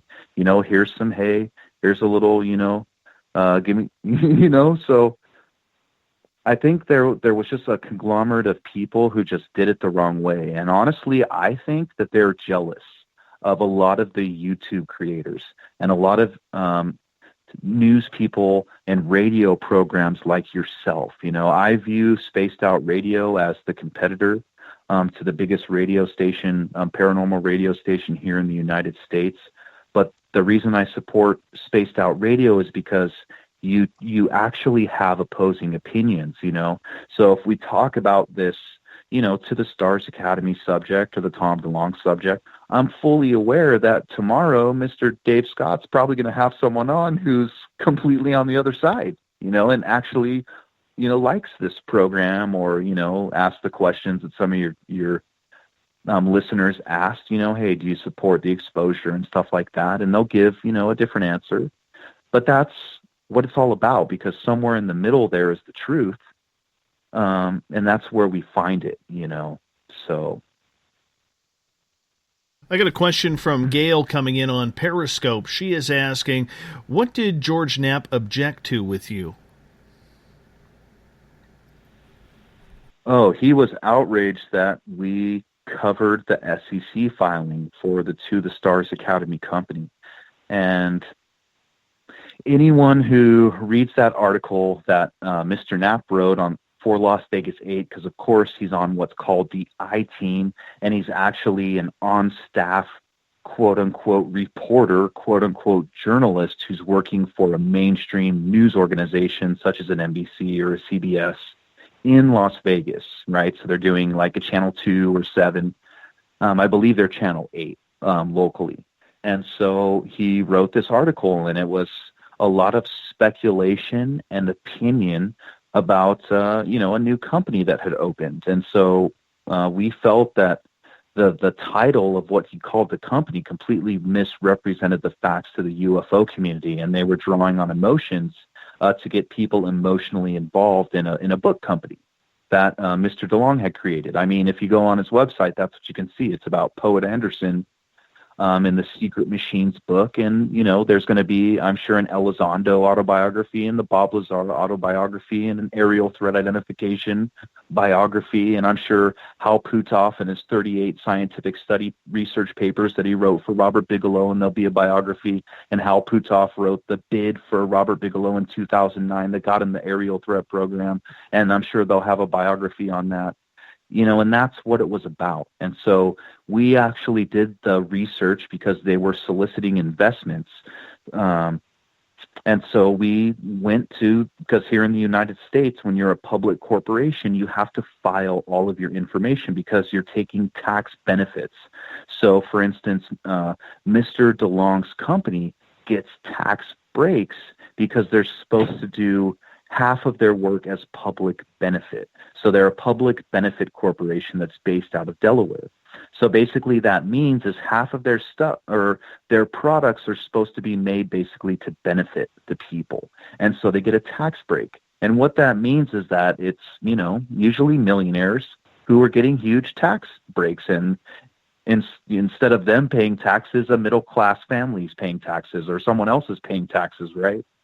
And so that's why they have these filings, and I was able to go in, and that's where we found out that on the filings, it's a book and music publishing company, essentially. They're looking to do musical events that might include the UFO community. They have a CD scheduled for release in 2018. They're promoting the Poet Anderson books, so on and so on. And that's where we also uncovered that there's, I believe, 10 million shares that are being released to the public, We covered the share value, which was sold at $5 a share. We showed, just as the filing stated, that once the initial public release was over, that the actual investment was degrading the share prices, so that everyone's shares are now worth like $4.80 and will continue on the decline. We also showed that To the Stars Academy is a company that's been open since 2002. It was actually called To the Stars Incorporated. People can actually go and see that for themselves. It's the company that was started by Mr. DeLonge as Blink-182 was winding down its huge exposure and wasn't getting the same reach that it was getting. So it was coming to an end. And so that's when he started his new band, Angels and Airwaves, such and such. And that's why he made To the Stars Incorporated. And in 2016, we showed from the SEC filings that are quoted right in there that his company had massively declining music sales, and they had losses in the last 2 years, equaling over $500,000 losses. So much of the investment that people took in was going to pay for those losses. Not to mention, Mr. DeLonge gave himself a loan using R2 Dogs Incorporated, which is run by the DeLonge Family Trust. So Mr. DeLonge gave himself, R2 Dogs gave a loan to the Stars Academy. That loan is somewhere around $600,000. To the Stars Academy has to pay that loan back with interest. So I think a lot of people didn't know that was right off the bat. $400,000 to $600,000 of that investment of the $2.5 million, which has been raised now, is going straight to a loan back to Mr. DeLonge himself. And not to mention, too, I think a lot of people should be asking, why did we need To the Stars? Come to find out, all of these videos were either released by FOIA request, even though it's proven now they weren't, but let's go on people's opinions and assume they were, because I guess opinions are facts these days. So these videos didn't even have to be purchased. It didn't have to video record anything. They didn't have to go anywhere. And those cost $1.25 million each. If anybody keeps up with the Drive or the War Zone, it's a great place for military information. They just released by FOIA request FAA recordings of a UFO incident in Oregon that just recently happened. They did that for free. There was no charge. They didn't charge the UFO community $1 million to hear the FAA tapes that were recovered free because, hey, the videos that Tom DeLonge showed us was paid for with my money, was paid for with your money if you're an American. Those videos are ours. They're not owned by anyone else. And that's why they're also supposed to include, if they were actually released right through the right channels, the videos would also have the declassifications running before and after. So it would have the stamp symbols, hey, this video has been approved from release from this department on such and such date, and this is where it came from. And that's because it was paid for with our money, not by some private company's money. And it's not like, the ancient alien star, Nick Pope, he thinks that through this aerial threat program that Robert Bigelow could do whatever he wants and can hide any files he wants and could hide any of these alien medals, because of course Nick Pope was a big fan of the alien medals. I have no idea why our Department of Defense would let alien medals just wander around the world, and no one's asking questions, Is it because the media, the mainstream, I'm saying, was caught off guard with this story? They never researched it? Or is it because nobody's asking questions because the To the Stars campaign has done a fantastic job in segregating who they talk to and who they don't? Right, and that's the ultimate control they have. So, and I think the UFO community is perfectly fine with that. I think everybody knows that Coast to Coast AM and its employees and Leslie Kean and the Huffington Post, and these people own us. They're our boss. So, whatever they want to tell us, whatever Mr. DeLonge wants me and you to know about, they'll tell us. And hopefully we're allowed to be in the UFO community and to participate if we get the golden handshake from these individuals. But, I don't need their acceptance, and people shouldn't look for that. People need to really focus on the individual experiencers and their stories. And I think as like a community, it's a struggle for viewership. But remember, it's like that in every industry. It's like advertising and marketing, and how do you get your name out there, and how do you get, more customers, or, I have a sporting goods store. I need more people to come in and buy baseball gloves and bats. And every sporting goods store is struggling to get leads coming through the door. And so I think a lot of people in the UFO community who aren't inventive, they're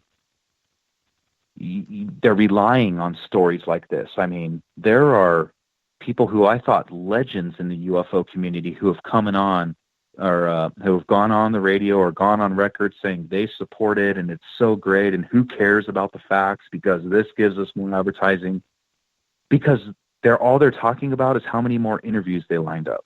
Well, that's just great. I mean, what does that do for anybody or anything? It does nothing. I mean, the true reality is these people aren't even the experiencers. I mean, how great are they to monetize people's experiences? Imagine that. I wish I could monetize like people's experiences going swimming, because at least I'd get out and get to see the sun and smell the chlorine pools and take a dip. But I work in this thing called the UFO community, and what I'm supposed to do is just relay experiencers' stories. That's my job as an investigator.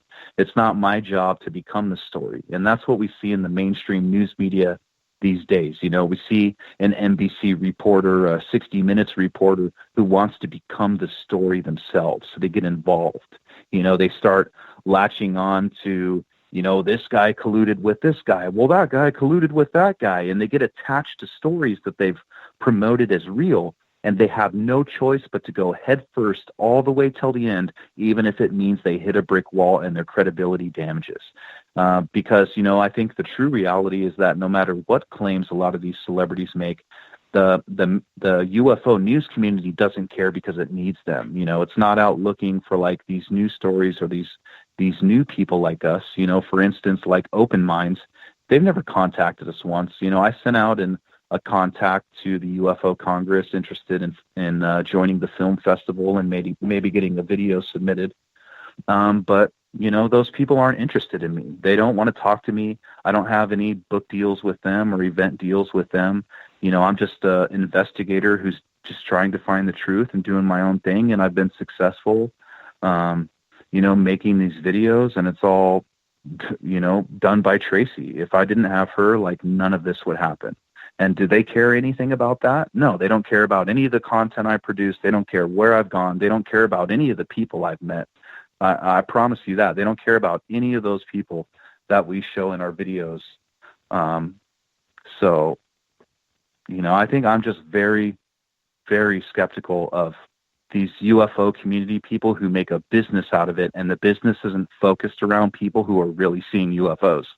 It's focused around other people who are monetizing UFO experiencers' stories.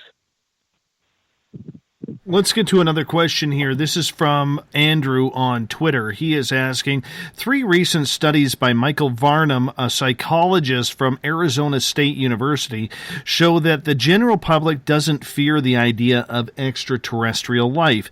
This data adds to an increasing amount of mainstream information that introduces UFOs and ETs. Do you think, Tim, that maybe the Tom DeLonge to the Stars Academy is simply a part of a slow-release disclosure by mainstream, including the Pentagon? Gosh, I don't even know how I would be able to answer that, because I don't have no facts, so I don't even know where to start. I mean, and not to mention,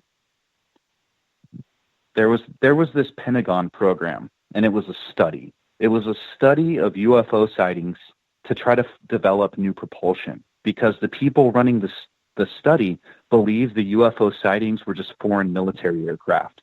So this study became named the Aerial Threat Identification Program, the Advanced Aerial Threat Identification Program. And so what they did was they hired a contractor to look at UFO sightings and UFO experiences and try to develop military propulsion that was beyond anything we have to meet foreign military levels, so that if we had an enemy like China or an enemy like Russia who was flying some type of advanced propulsion military craft in our airspace, they would take in, quote unquote, a UFO sighting from a military person and then look at it and then develop the same type of propulsion unit to fight it and blow it out of the sky. And so here came along some people, and especially one who worked at the head of the program, who decided he was going to find a way to make money off of it. So what he did is he reached out to a famous rock star who he knew had a lot of exposure, and they decided to join together, and they figured out a way to make $1 million off of these things that they had gotten while he was in a government job that was all paid for by taxpayer money. And so what they did is they reached out to a radio station because they knew someone who was a legend in the UFO community, and they made a joint partnership with this person, and Tom DeLonge is best friends with him, and they were already working on an autobiography for Bob Lazar, so they all coordinated together, and they brought in someone from the Huffington Post named Leslie Keene. And then also they brought in her co-write author, Richard Blumenthal. Both of them have been writing about John Podesta and his UFO infatuation all the way back to the early 2000s, and that can be found on Grant Cameron's website, because Grant Cameron used to write about all this stuff happening, especially John Podesta. And so basically, they also reached out to Hal Puthoff, because Hal Puthoff worked for Robert Bigelow. George Knapp knew Robert Bigelow, so that's how they got him involved. George Knapp knew Harry Reid, that's how they got him involved. Jim Semivan used to be some type of boss or head to John Podesta, so that's how Jim Semivan got involved, because John Podesta got him involved. John Podesta wrote the foreword for Leslie Keene's 2012 book, which is extremely popular, so John Podesta and Leslie Keene already had relationships going. So if you're asking me if this is some type of disclosure, no. It's a bunch of friends who made millions of dollars off of government-funded videos that were for pilot training. What about the people out there who say those who haven't worked with DeLonge or haven't been able to get the story are saying that it's just petty bitching going on by the remainder of the UFO community? Well, that's what people who ignore facts say. So if they want to write a meme, or if they want to get out of grade school and they want to actually offer commentary and state facts and get in the adult world and put on big boy pants, then maybe they should put their big boy pants on and stop talking like a grade schooler. And if they want the UFO community to be taken serious, are they going to go to DeLonge and say, these guys are punks, they talk crap? Or are they going to go to Elon Musk and say, hey, I have a DNA sample and real alien metals, here's the actual microscopic, form of it? Which one do you think he's going to believe? The guy who says, hey, they talk crap, or the guy who says, hey, I have a DNA sample? And that's where the UFO community loses it. It's just a bunch of drive-bys. It seems to be people who in the middle of the night, they kind of want to get onto their computer, throw out a blog post on their UFO blog, and they want their opinions to be facts and their visions for the future to be real. But the truth is there's things called science, and there's things called facts and sources, and they can be patient and wait for those things to come true. And so who's the one talking crap now? Every single person who said they actually had chain of custody for those and that they came from the Defense Department, who's talking crap now? The New York Times changed the article. Who's talking crap now? So those alien metals don't exist, and Elizondo's walking it back. Oh, hey, they don't have alien metals. Who's talking crap now?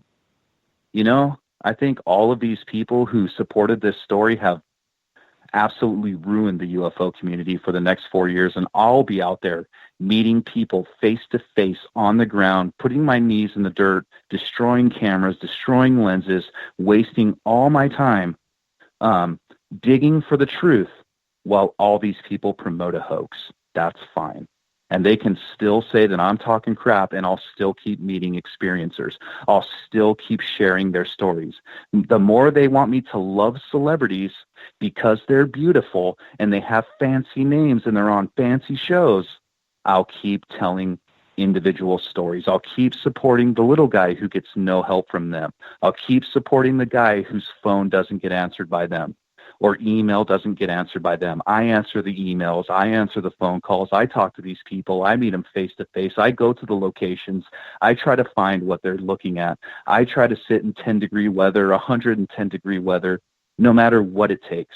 Even taking a loss, spending all of my money.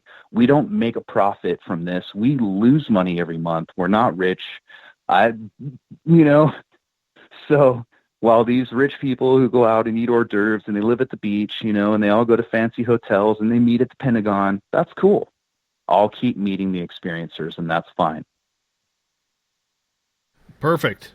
Absolutely perfect. And I want to get to another question here, because I don't think it's as much as the people aren't saying you're wrong and they're right, because Michael here has a follow-up question on Periscope TV, and Michael's a long-term fan, and I think his question serves for a lot of people who may not be in the know, Tim. And he words it, but Tim, who really cares how it works out if it raises that public awareness of UFOs and aliens to people who may not have been exposed? Gee, that's like saying people didn't know Jesus Christ exists. That's funny, because I can watch Mickey Mouse Clubhouse with a 3-year-old, and they meet Martian Mickey. 2-year-olds, 3-year-olds, right? Who hasn't heard of an alien? Who doesn't know what a UFO is? Come on. That is what other excuses do we need to make? Are we? Yeah, but I don't think. Is it good that the New York Times made more advertising revenue? Does Michael know that the first thing Leslie Keene said on her Facebook was that the New York Times article is getting millions of hits? This is awesome. Do you think she even wrote about the truth? Hey, I'm glad experiences are getting justification. So if people want to keep talking points, because obviously, there's people who know what Leslie Keene's thinking, even though Leslie Keene wrote that all she cares about was the views. And people can tell me, I guess, all she cared about was the truth. Well, the truth is she lied. There was no alien medals. They lied. The truth is there was no chain of custody papers. They've updated the New York Times article. They lied. People need to get it. Just because they're celebrities and they sing cool songs, awesome songs, doesn't mean those videos are aliens. Just because he's from Blink-182 doesn't mean there's aliens. And just because a radio show host from a program said they are, doesn't mean they're aliens.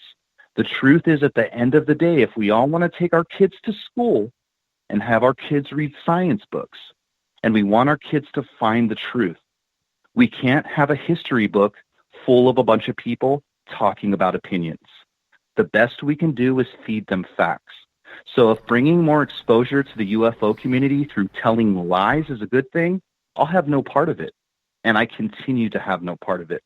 I will continue to do the right thing and lose rather than do the wrong thing and win. And I think Michael should really think about that. Sometimes you lose, or you don't win, by doing something like this, by getting that more exposure. You're actually losing by damaging things. So. And I understand completely where you're going, but I don't think he meant it in that way. I think the way he meant it is, him being a fan of this show, Michael knows and understands what is going on. He's a pretty smart dude. But I think where his question it was more involved with is the majority of people out there, Tim, have no clue that even the most popular radio shows exist. Okay, yes, they know there's spacecraft or UFOs. Yeah, sure, they flipped the channel and stopped at a documentary for 10 minutes on History Channel. But for the most part, as well as I do, this field has been ridiculed senselessly. And I think what he's saying is, with the mainstream public and the media previously taking this subject as a complete joke, maybe, in the end, it's the awareness that should overshadow the shadiness that has been caused by these people in this field. So, and what you're telling me is a guy who became famous by running naked in a music video is going to make us not be a joke. I agree with you on the DeLonge thing, okay? I totally agree, right? I know that from being on this side of the chair. You know that from being on that side of the chair. But here we go again. Yeah, but when I hear that, right, that's business. I don't care about marketing aliens. I care about sharing people's stories, helping people understand what they've seen, trying to document what people have seen. I don't care if 30% more who know nothing about nothing care about what I do. That's not why I'm in this. I'm in this to like search for the truth, and I think that's why it's been successful. I mean, you know, I studied theology a long time ago, and a guy once taught me, if you want a church to grow, you just read the book. You don't start opining about what you think this book says, this religious text, and then tell the congregation my opinion and so. If you want to grow your congregation, you got to tell the truth. Just read the book, line for line, word for word, verse for verse, and the truth will make you grow. And that's the underlying issue with a lot of people that are involved in this community is forgetting that.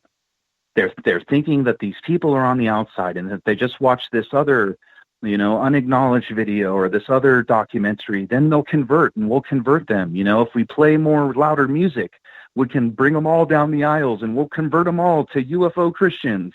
Like, it doesn't work like that. We're on a hunt for aliens, and that's what we should all be invested in, is answering the question.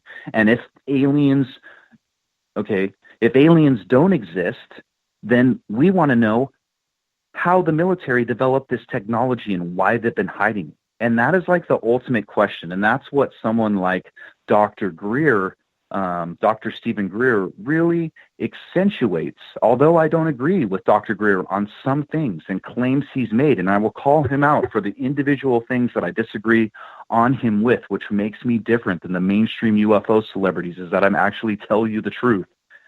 And so, but he goes out and he tells people that if we found out aliens came here from another universe and whatever technology they used to get here is the first question that any rational individual would ask. It wouldn't be, what religion are you? What is the meaning of life? The first real question any rational person would ask is, how did you get here? And that answer would change the world overnight. It'd be a loss of $300 trillion in the economy as utility companies went out of business, oil companies went out of business, and a technology so great that you wouldn't even need nuclear energy anymore. And what do we think people would say if the government actually had technology like that and it wasn't alien inspired? It was actually technology developed with taxpayer money as far back as the 50s that could radically change the way we travel, the way we consume energy, poverty. It would affect things like that. And so, you know, I think people need to just beware of developing speculation on top of speculation on top of speculation, you know, because that's when it becomes so confusing. And Michael, things become confusing because you're listening to someone who doesn't understand what they're talking about. So no one can understand them, Michael. The only way, you know, you're going to get talked through something is having somebody articulate who actually understands what they're talking about. And that's what I can take you from start to finish on any question you want to answer about, you know, this aerial threat program or anyone who's involved. And the reason I study it is to answer questions like yourself who are taking it to the insider baseball level. Because when I meet like a UFO Seekers fan, it could be anything between a 10-year-old to, you know, a 10-year-old who just going to middle school who loves us to a 60-year-old who's retired and worked in naval intelligence and would never tell me anything they've done in the military because they're a patriot and they're not going to leak information out for me. I'm going to have to find it myself. But those people are outsiders and are always outsiders, but yet they're interested in this phenomenon, and we're not going to bring them in by giving them false hopes about a religion, you know. And so I really think it's important when you're telling people about anything. For instance, if I was going to teach somebody about, you know, the Christian Bible, the first thing I'm not going to do is say, hey, your life will be perfect if you read this. The first thing I'm going to do is tell someone the hard truths about it. Hey, you got to look at this or this. Hey, this or this might be considered a sin, so you might need to knock it off a little bit. You've got to repent for your sins and chill out a little bit. And then let's go into some of this good news, because that's the truth. You can't just give people, the sweetness of the good things about something and then kind of hide the truth at the end, and it just gets overblown. So, we'll always stick to a position of trying to relay truthful information, no matter how much backlash we get. And in fact, when we released our Tom DeLonge video of the Gimbal UFO video, which has now been debunked extensively by Goddard's Journal as just a jet exhaust heat signature from the FLIR gimbal system, which was viewing it at 1 degree on a zoom level. So if you were looking at the whole field of view from the aircraft's FLIR gimbal system, the camera was zoomed in so that the aircraft was actually a little pin needle in the whole field of view, and the camera was zoomed into the maximum, and the object it was viewing was over 30 plus miles away, and Granchi was moving at the same speed as the F-18 jet. That's all it was. And in our video, we said the same thing. We had an Air Force source who I never believe about aliens. I only ask them questions about military because I'm not going to get run anywhere or run off course by someone who wants to feed me garbage. But there's actual people involved in the military who know about these videos or where these things take place or the systems that are being used. And of course, our source said that the data lines of the system were wrong. And of course, the audio is strange, and that was looked at by John Lear, the famous UFO legend who's in Las Vegas, who didn't believe the gimbal video was real. And then it was hit again by Goddard's Journal, who explicitly showed other FLIR images that anyone who believes that video has to think the other videos in the Goddard's Journal video are UFOs. If you believe the gimbal UFO is an alien, then all of the other images that Goddard's Journal shows you must be taken as aliens.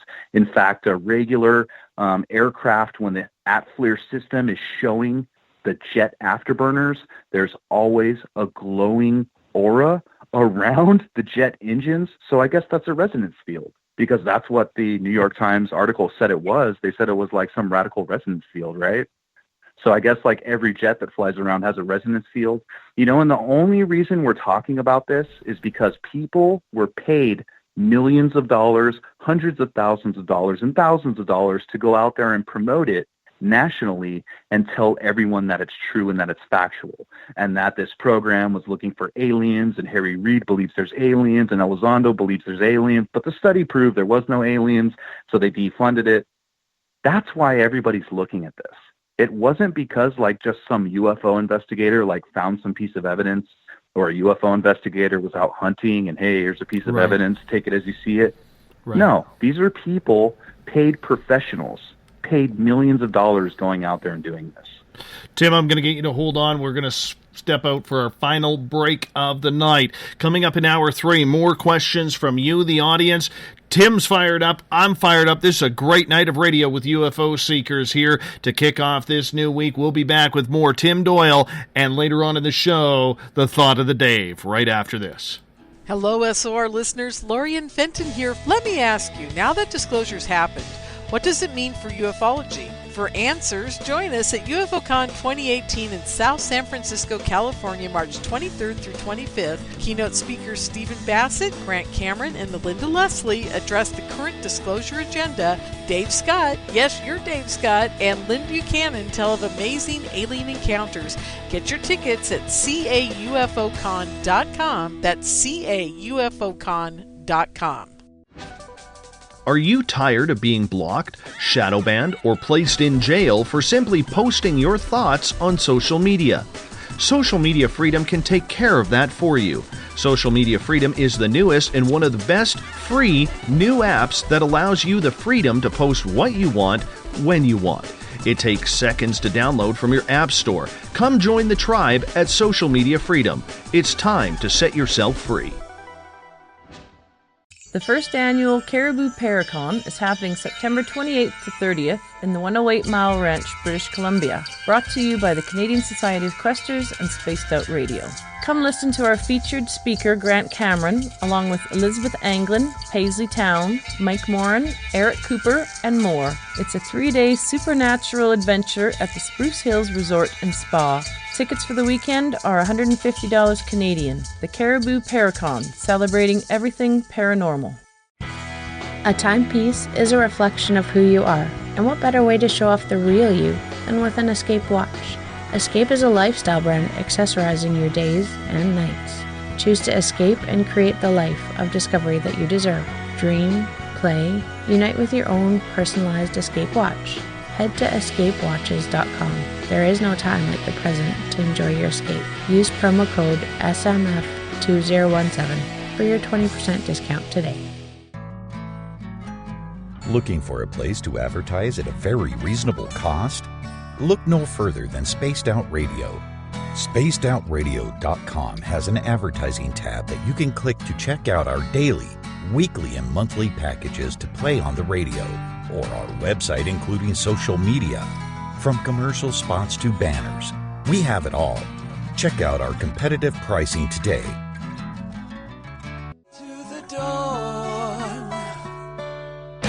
We are lighting the void on Saturday nights on Spaced Out Radio. Hey, this is Joe Roop, and I'm hanging out in SOR headquarters every Saturday night, bringing you the latest news when it comes to the weird and strange. Bigfoot, occult, UFOs, ghosts, and everything in between, I got you covered. You can tune in to SpacedOutRadio.com starting at 9 p.m. Pacific, midnight Eastern Time. Come travel into the void with us on Spaced Out Saturdays. Not ready for bed on Saturday night? Right after Spaced Out Saturdays, hop on over to S4 with Corey Ruiz and me, Eric Cooper from Forest Moon Paranormal. With S4, there are no limits to what we try and uncover. From government conspiracies to helping clean up the paranormal, no topic is safe on S4. We get to the heart of the matter, of the subjects you want to learn more about. So tune in on S4 starting at midnight Pacific, 3 a.m. Eastern, only on SpacedOutRadio.com. Visit purpleplates.com today. For over 40 years, the Purple Energy Plates have been delivering amazing results for their many customers. Inspired by the great genius Nikola Tesla, the harmony, healing, and energetic effects of the plates have proven over and over to be beneficial and often miraculous to thousands of customers. Check their site for daily specials and choose from their many energy products. You won't be sorry. Visit them today at purpleplates.com. Hi there, I'm Butch Witkowski, lead investigator with U4 Cop. On the final Monday of every month, you can listen to me and host Dave Scott on Spaced Out Radio's Strange Days. We're going to get to the heart of the matter when it comes to what's happening out there. People are seeing and experiencing things from ET contact to Bigfoot, and I want to hear about it. Your experiences are what we investigators need to help solve these unknown mysteries. So tune in at spacedoutradio.com to the final Monday of every month from Butch Witkowski's Strange Days. This is Eric Markham, news editor for the Spaced Out Radio's The Encounter Online. We have put together a great team of writers and journalists from all over the world to bring you top-quality paranormal stories, from alien encounters to the latest conspiracies. You won't find any of that fake news here. True stories and top-notch reporting as we look to bring these experiences to the mainstream. The Encounter Online, only at spacedoutradio.com. Do you want to know the truth? Do UFOs exist? Are aliens real? Are the governments hiding the biggest secret in history? We're UFO Seekers, and we're on a hunt for the truth. Subscribe to our YouTube channel and follow along with us as we journey across the United States, visiting UFO hotspots and alien hotspots, trying to document the UFO phenomenon. Catch us on Spaced Out Radio every third Monday of the month as we discuss Area 51, UFOs, and more. And also, don't forget to subscribe to us on YouTube. You hear footsteps in the empty room above you. A rocking chair begins rocking by itself. Don't be afraid of the things that go bump in the night.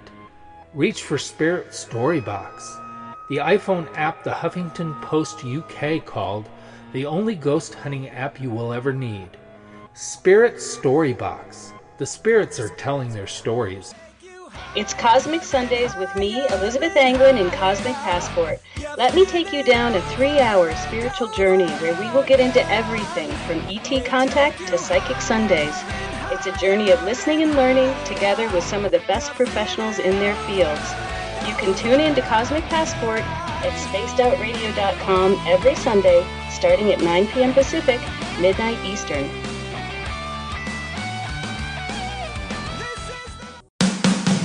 The views and opinions expressed by tonight's guest and topic of discussion do not necessarily represent the official policy or position of Spaced Out Radio, Spaced Out Weekend, Spaced Out Radio Limited, its hosts, syndicated carriers, or anyone associated with this broadcast. You're listening to Spaced Out Radio with Dave Scott. Follow Dave on Twitter at Spaced Out Radio and hashtag Spaced Out Radio, and on Facebook, Spaced Out Radio Show. Now, back to the program. Welcome back to the third and final hour of Spaced Out Radio tonight. I am your host, Dave Scott. Great to have you with us. Tomorrow night on the program, we go from the skies to the forest as we are talking Bigfoot and Dogman with one of the top researchers in North America on these subjects. Jody Cook is going to join us. He is going to be with us the entire show. We get going at 9 p.m. Pacific, midnight Eastern time at spacedoutradio.com. We want to welcome in everyone listening in on WQEE 99 Rock the Key down in Noonan, Georgia, home of The Walking Dead. We are live as well on the United Public Radio Network, 107.7 FM in New Orleans and over 160 countries around the world. We are also live on The Fringe FM, one of the baddest and best stations going right now when it comes to alternative radio.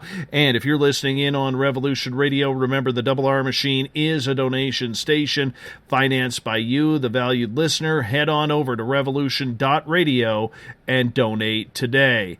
Bill Cardwell has set the password for tonight in the SOR Space Travelers Club, Eleutheromania. Eleutheromania is your password. Make sure you use it wisely, Space Travelers, as Bill sets a password each and every night right here on the mighty SOR. Now, if you want to follow us on social media, we are always live Monday through Friday on periscope.tv. Hello to everyone watching me broadcast right now. We are on Twitter at Spaced Out Radio. Use the hashtag Spaced Out Radio if you want to connect live with me during the show as well. Give our Facebook page a like, Spaced Out Radio Show. On Instagram, you can follow me at Dave Scott, SOR. You can also follow us on YouTube. Go to youtube.com/Spaced Out Radio. Subscribe to our channel for our archives. We would appreciate that. We're on iHeartRadio in the United States. TalkStream Live. Tune us in on TuneIn. Download and subscribe to our shows on iTunes. Our website is spacedoutradio.com, where we have a plethora of features for you. Go shopping at the Spaced Out Radio store. Read up on the encounter online. Get your horns up and rock out to some Bumblefoot, or watch great videos from UFO Seekers, Contact TV, and so much more. For the final time tonight, we introduce Tim Doyle from UFO Seekers. He comes in the third Monday of every month to hang out and break down the latest and greatest news when it comes to the field of ufology. Tim, welcome back. Thank you, Dave Scott. No problem. We appreciate you coming in and hanging out with us as per usual. I want to get to a couple questions from Gail here, and from Periscope, and she is asking, what is Jim Semivan's actual role with To the Stars? What does he do? That is like the $64,000 question right there, Gail. You should be hired by every news outlet. And it's interesting because if you listen to really educated insiders who've been doing this a long time, like Grant Cameron, they'll probably refer to Jim Semivan as the brains behind the operation. But I believe Mr. Semivan is very well connected and worked in, didn't he work in psych ops and psychological Yes, research? I believe Isn't that so. what he did? I believe so, with the CIA and NSA and the DOD. Yeah, so I think he's like really into like psychological warfare, and it seems a lot of people are. In fact, Christopher Mellon, his boss William Cohen, I believe it was Senator William Cohen, was in charge of a lot of these psyop type programs running up into probably the mid-90s. And in fact, Cohen and Mellon were probably big fans of declassifying a lot of this stuff and maybe bringing some of this psyop research into real-world programs. And, you know, I've had conversations with Dave Scott behind the scenes that no one's heard before, but my family has been involved with very high monetary industries, industries that were producing $1 billion in revenue a year. And while working in this specific industry, it was a bunch of private contractors who would pull, they would all bid on public contracts, I guess you could call it. I'm not going to say exactly what it is, but let's just say that the money that was paid out in the contracts was coming from taxpayers. And one of my experiences in this industry was one of the main heads who took over the general program, so someone in charge of awarding winning bids and assigning hundreds of millions of dollars. I mean, basically the ability to make or break individuals and make people rich. This person actually worked as a secretary to the head of the Department of Defense in the past. And upon doing more research about this individual's background and multiple other military individuals working inside of this government program, which was just delivering retail products to poor people, basically, I learned that the government actually had a university where it trained military personnel on how to infiltrate industries and to how to take those industries over. And of course, on the outside, in the public view, if you could even find this university, in the name of it, I know the location, but I wouldn't want to talk about it because it's not something I would want people around the world to know about, because I'd kind of consider it like a national secret. But if you were able to find this university and read about the curriculum and what the purpose is, because of course they had a website for military people who were interested, and the only reason I know is that I had a friend who went there. And it was, you know, we have to be careful of military infiltration into any industry that exists, because they're trying to find people who are bad, and of course that's how the public, you know, that's what the public gets to see. Hey, this is why we run this program. It's to find people who are bad. And in the industry we were in, yeah, there was some bad people who would embezzle money, and okay, you're trying to track those people down, but that's why they have the IRS and other things. We don't really need the military doing industrial espionage within our own domestic economy. It's kind of strange. Actually, it's very strange and very scary. And I have a similar feeling, you know, towards some individuals who are in the UFO community. You know, their attachments to the military industrial complex, I think, should bring up red flags. And in fact, for me, the recent revelations about this aerial threat program, before I believed anything, was to be instantly skeptical and to see the red flags come up, because there were military people involved.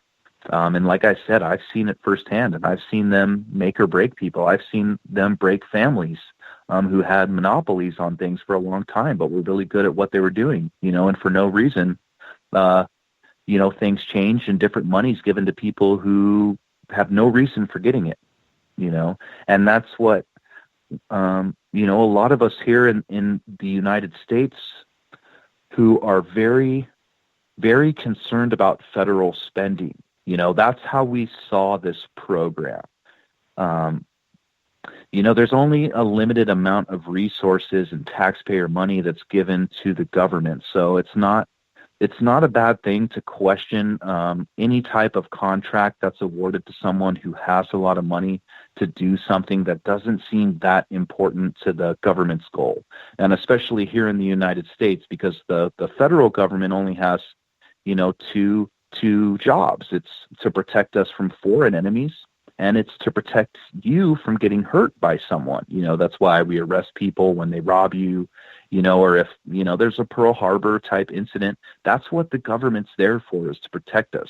It was never meant here in the United States to be so, for the military to be doing biological tests on their own people, to be, leaking things into water tables, to be running black op programs where we don't even know the funding's getting allocated. And that's why that stuff is illegal, So it was alarming to hear Harry Reid announce that he had awarded a secret contract to someone that wasn't a secret, because I guess the Aerial Threat Identification Program wasn't actually a classified program, but yet the money was secret and they didn't tell nobody. So there's just a lot of weird questions and that remain to be answered. Gail, second question to you is, Tim, what do you think it will take to flip the public's mindset that UFOs and aliens aren't just entertainment, but they are reality as well? I don't know, and no one knows. And I think to have that as a driving force behind what we're doing. So let's say there was a UFO investigator or a researcher, and they're passionate, and it's their goal, hey, to flip the mind of, society and make this mainstream. I think that's just kind of, it might have us off track and maybe isn't the right way to approach what we're doing, because even if we're looking at a debate between, evolution and creationism, right? I mean, that's something I used to do for fun. I love debating. So I used to debate creationism from creation standpoint, just for fun. And I debate, people who were the evolutionist types, or atheists, and, we'd have fun debates. And so I think just from experiences like that, you get to see that, just from having like a simple conversation with someone and presenting some evidence, we should never expect to, convert people to our belief systems. And sometimes, no matter how much proof someone puts in front of someone else, minds don't change. And in fact, I think statistics show that people, even looking at the same information, see different things. And probably all of us are looking at the little bits and pieces that reinforce our views and beliefs. So again, I would say the driving force for us shouldn't be that, because something will happen to change it, like an alien actually shows up and stands at the White House. I know every other UFO researcher and investigator says, hey, it'll never happen that an alien just comes and stands at the White House. But that's how I would see it happening, because everything is done through militaries. In fact, for us, even space is done by the military. All of NASA is organized and done by the military. They launch from military complexes such as Cape Canaveral into military airspace, and space itself is military space. So I think even for an alien race, thinking about it the same way, that they're individuals who did come to visit Earth would meet with leaders and military leaders. And I think that is what would happen to really change people's minds. And that's okay. And I bet you, even if that happened, there would still be people believing that the alien was fake. And for instance, like, I'm not going to say it wasn't real, but just as an example, the theory that we didn't land on the moon, it would be like a similar situation, and you'd have people who say, hey, that isn't an alien, it's just someone dressed up, and other people would believe it. So let's continue on here. Let's go to Andrew on Twitter. He says, disclosure could be about introducing this alternative or exotic technology. Perhaps powers that be needed to understand theoretically how this physics works, and maybe they needed to figure out how to not let it become weaponized by dangerous groups. So the question is, do you not think this is what disclosure could be all about?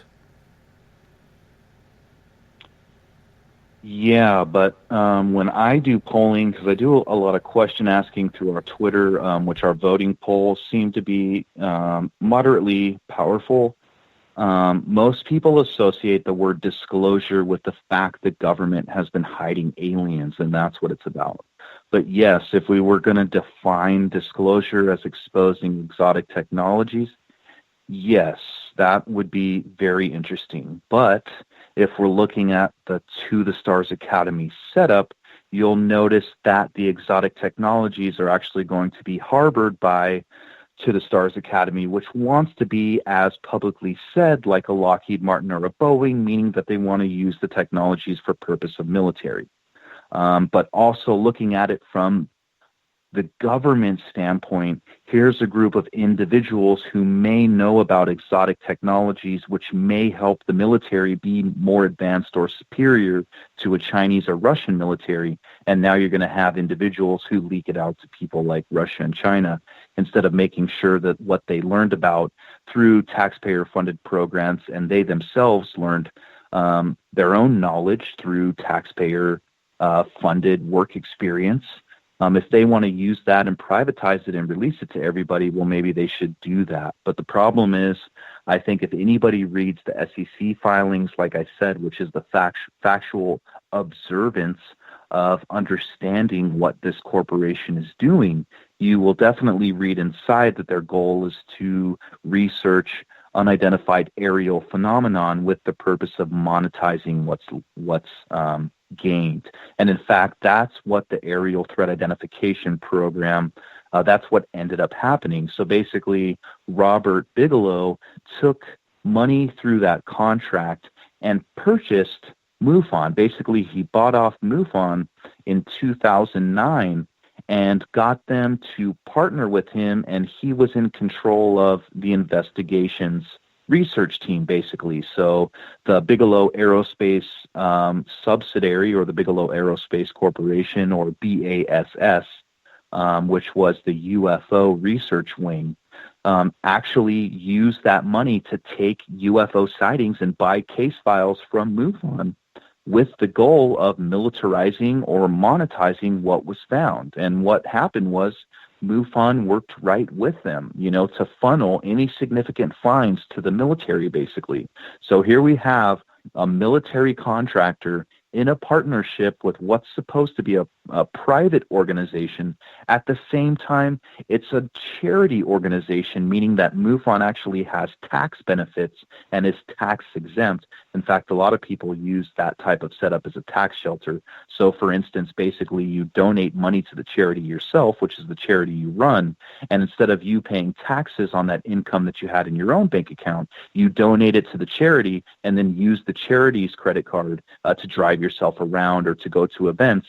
And as you can see, you get a tax break on it. So instead of paying taxes on the income yourself, so you get paid money into your own bank account, you take that money, you donate it to a charity. Now you don't have to pay income taxes, right? Because you get a tax deduction, and then you're just using the charity's credit card to live your life, And so what we can see is that MUFON normally spends in its, if we're looking at the public filings for the main organization itself, you'll notice that they spend somewhere between $4,000 to $10,000 a year annually on their research team.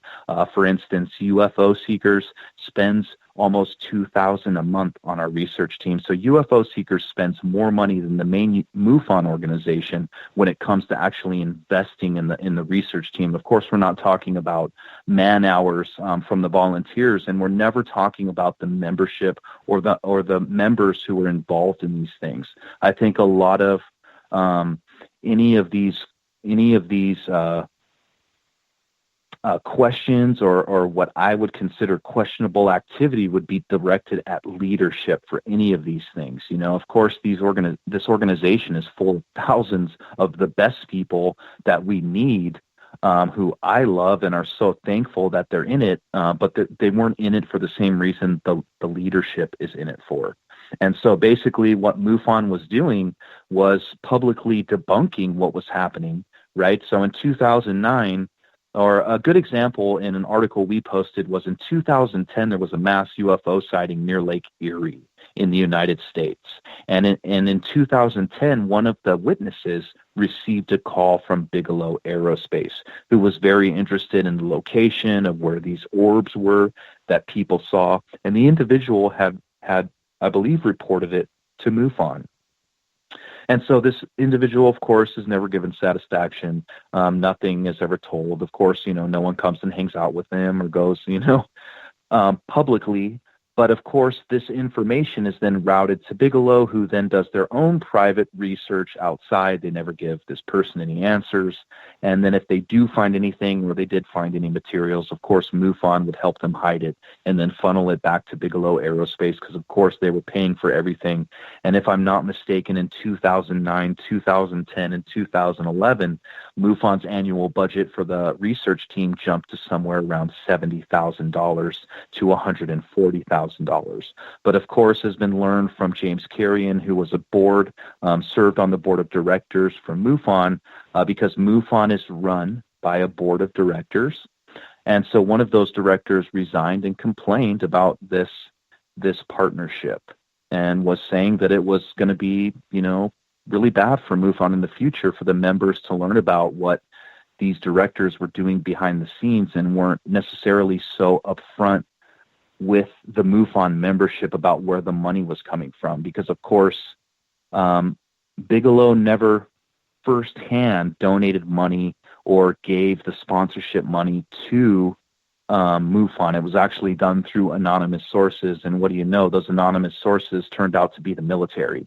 And MUFON was actually helping the military, hiding UFO sightings and debunking UFO sightings from a civilian perspective, and then working with the military to develop better military products. So it's funny because I talked to on Friday Chase Klotsky, who works with MUFON as one of their head directors, and her and I were talking.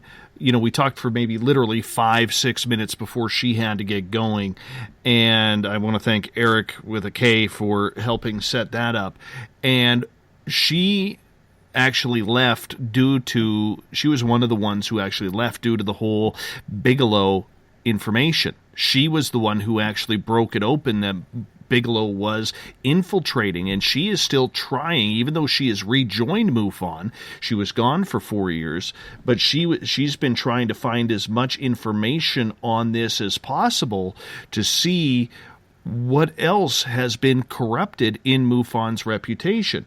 Now, I'm not saying I fully buy the story, okay? Because but she's going to have trouble. She's going to have trouble finding it, because MUFON's business license or their home state has changed, and because in the beginning it was based in Texas, and so the main name MUFON, of course, has been around, right, for all of these years, and that was the organization that used to exist in Texas. But during this time with Bigelow, MUFON was headed in Colorado, so if you want to see the annual budgets and the filings that I was talking about, I viewed all of that through the Colorado Secretary of State website, right? So this is an opinion. I actually went on and did, some source work and searched through the Secretary of State information. And that's where I found the public filings, because, of course, this is a nonprofit charity and they have tax benefits such and such. So I can go in and read their budgets. I can read their events budgets and where the money's getting allocated, right? And so in 2012, when that aerial threat program ended, ironically, is the same year that MUFON ended in Colorado. So whatever happened financially or problems, MUFON decided it was going to move from Colorado to California. And so I couldn't find a filing for 2013, but what I found in 2014 is that's when MUFON reopened in California, of course, using the same name that's always been around, based on that organization that was once in Texas. And then after that now, MUFON has separate licensed entities in each state. And that's where I'm very confused about where donations get routed or how profits are taken or how the money is used. So, for instance, if someone wanted to search MUFON Los Angeles or MUFON Florida, you're going to find out that that business filing for that charity name actually has different directors who run it. So the main MUFON organization isn't like this. It's almost like kind of the top of a triangle, and then below that you have state directors who are actually named on the nonprofit charity filings for the state. And I'm very confused about how that works, because if I go to like MUFON Los Angeles and I want to make a donation through their website, that's why they have their own website, because they actually have their own charity filings. I don't know if they do their own budgets. I don't know if each one of the names, which is, I think, owned by the state directors. So I don't know if that's how MUFON works now. It's kind of like a business thing, or like some charity thing where if you want to become a state director and there isn't a state chapter yet, you can start one, and then they put the business name under your name and the business filings for that state under your name. And then I don't know if the state director takes donations, but it makes perfect sense now why when you file a UFO sighting, or let's say you want to join MUFON, you get directed to a state director rather than the actual main organization MUFON. You're not talking to any of those people. Those people are only involved in Hollywood movies, doing events with celebrities, but everything else is done through the state director. So let's say you wanted to join MUFON and become a member. Okay, now you go to the state director, and the state director is the one who interviews you and is the decision maker. So I think, people like the lady you were referencing, I think that would be like another step in an important question to ask, about what's going on with the finances behind the scenes, and do the state directors take in donations? Do they get to use that money themselves to go to places and to events, or how is that monitored? And how does MUFON have checks and balances on those kinds of things? Let's get to another question here. This one in the Spreaker chat room. Trip is asking, do you think Tom DeLonge and Stephen Greer are just doing some sort of UFO pyramid scheme? Oh, that's funny. Nah, Dr. Greer is different, because who couldn't have, the work that he did in the past. Right? We're sitting here talking about a rock star who got a New York Times article written. Let's look at Dr. Greer. This guy sat in the National Press Hall, right? And actually had a bunch of military insiders in the mainstream media National Press Hall, if I'm not mistaken. Look at the work that guy's done. It is a little different nowadays, right? As we've moved forward from there. I don't know if Mr. Greer got a little bored or lax and made some claims about alien contact maybe he couldn't back up. Because, of course, he made definitive statements. But that's different. If you watch Dr. Greer's videos, they're mind-blowing. There really is information that wasn't available otherwise. He really was briefing the heads, for instance, like a Secretary of State, people like that. He was actually briefing these people about the UFO phenomenon, about insiders, because, of course, everything's compartmentalized, right? So there, people who work on certain programs, and the heads, like the president, doesn't even know about the Black Ops programs. He has no idea. Has no need to know about anything going on. All he does is run the country's finances and do diplomacy. That's it. Right? He's not a military intelligence person, so he doesn't know about anything. And so I think Dr. Greer's work of getting some of these people out and maybe teaching more about military UFOs, which is why I was very attracted to what he says was his work on exposing, like, a triangle, the famous black triangle, possibly being a military UFO, and he had models such and such. But the difference between what he's doing and what Mr. DeLonge was doing is Mr. DeLonge did an initial public release for basically a penny stock company. So what Mr. DeLonge did was take all of the bets that he had been running with the music revenue and the music side of his business that was starting to decline. And so to make up for that, that's where they came up with this brilliant idea, because of course, instead of making like punk rock music and the Angels and Airwaves music, Mr. DeLonge's future looking out is to make imaginative storytelling books like Poet Anderson. And so it seems like he made some kind of deal with George Knapp to write more books, like about Bob Lazar, because of course George Knapp's the one who has Bob Lazar under his wing, and supposedly Bob Lazar was funded by Robert Bigelow, and Knapp has dinner with Bigelow every night, I guess.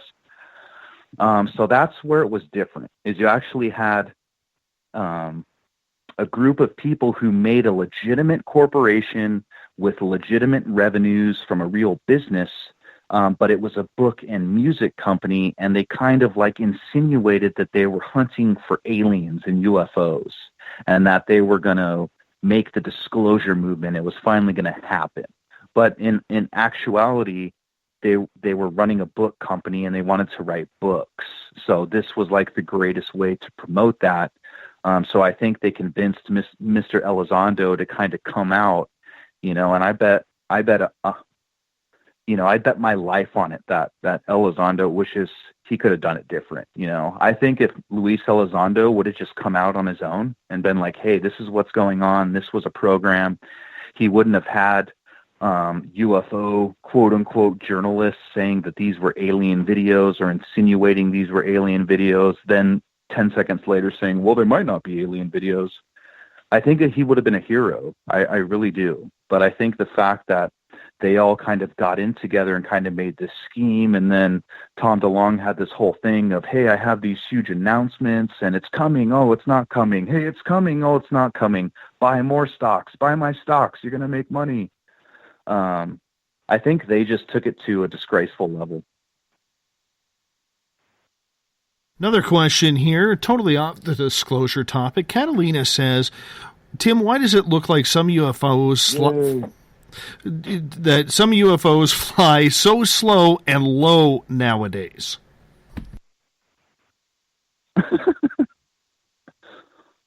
Well, what kind of UFO?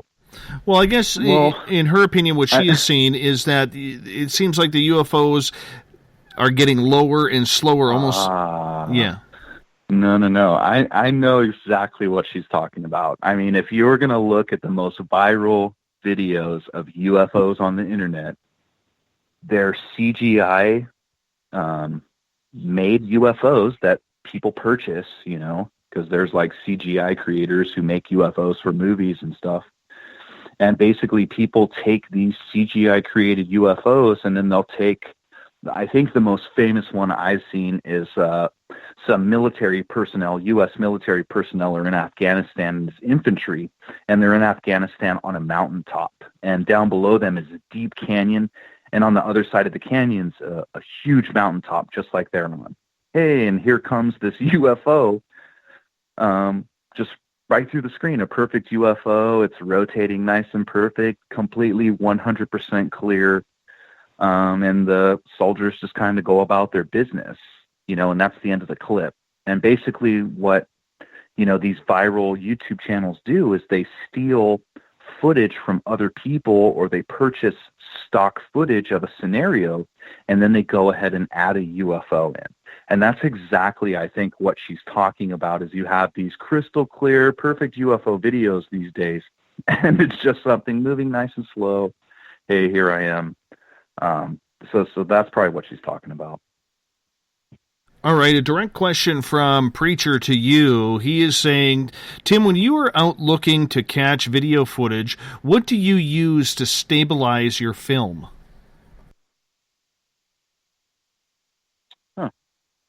Well, I do have a stabilizer setting on the camera set. and I believe standard, not dynamic. So in the camera I'm using, there's 2 separate stabilizing functions, and I just go with standard. But I do use a tripod every time, and that's probably like the hardest thing to do is to have, so we have like 5 tripods that we take out, and every tripod has a camera. And the only time we don't use one is if you're taking a picture during the day. But besides that, everything else is on a tripod. So, you're not holding a video camera or the thermal camera or the full spectrum camera. The only time you'll see me holding it is when I'm just showing you an area, because, hey, I just popped the handy cam out real quick, show an area. But that's like the only time. But if I'm shooting the sky it's going to definitely be on a tripod. And he's wondering about the tripods. Are they anything specific that you use? Like, do they have mounted stabilizers on them? No. And we're just going cheap, preacher. So, I mean, I get, if you want to do this, everyone's going to ridicule you because everyone has like their 2 cents to add. And I get just railed all day long by, people, oh, you need this camera and you don't use this and don't use that. And I watched a video, I think it was like 6 to 12 months ago. And it was like a Canadian UFO researcher. I'm just saying, this is just where it was from. Damn Canadians, and this, you can't trust went them. out to, no, you can trust him. But this gentleman went out to a very cold area in a forest, lots of moisture. And I know up there it's extremely freezing and it's incredibly damaging to the equipment. And so I think when anybody watches like UFO Seeker stuff or, hey, we want to be, investigate or go out, it does seem easy. Hey, why don't you use this? Why don't you use that? Hey, why don't you have a $10,000 camera? Well, the true reality is, right, we go out there and it's 110 degrees and it's in the desert, and by the time you get done, everything's covered in dirt. Your lenses, inside the cameras, inside my car, inside the air conditioning vents, in our clothes. When I went to Walker Lake, which is north of Area 51, where the government has a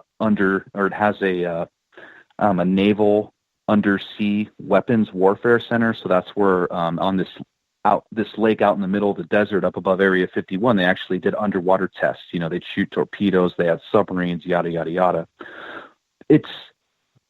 I will never go there again. It is the most arachnophobic place you will ever go, bro. When we went there, Tracy and I, it's called Walker Lake. We went and camped along Walker Lake, dude, and there is nowhere where there isn't a spider web. It's literally, dude, that's all I can say. It is spiders everywhere you go, like insane scary.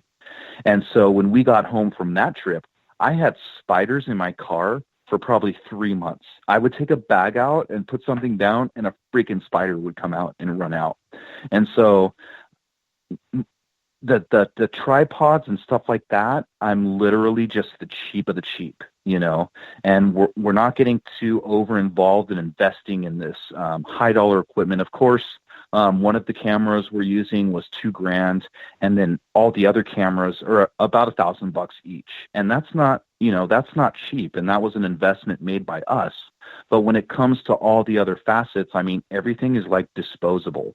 And in fact, even with our cameras, it's like no matter what they cost, you have to look at it as in 2 years, it's done, it's trash. And so, we just go with I just run to Best Buy and get the cheapest of the cheapest. But I will tell you this, I've tried the 2 different tripods. You have, like when the legs come out, there's ones that have a latch, right? So it's like this latch you pull and the leg drops down and you lock it back. Or you have ones where it's like a screw handle, right? So it has like 4 screw handles and you unloosen them and all 4 of the pieces of the leg drop out and you re-screw or retighten the pieces.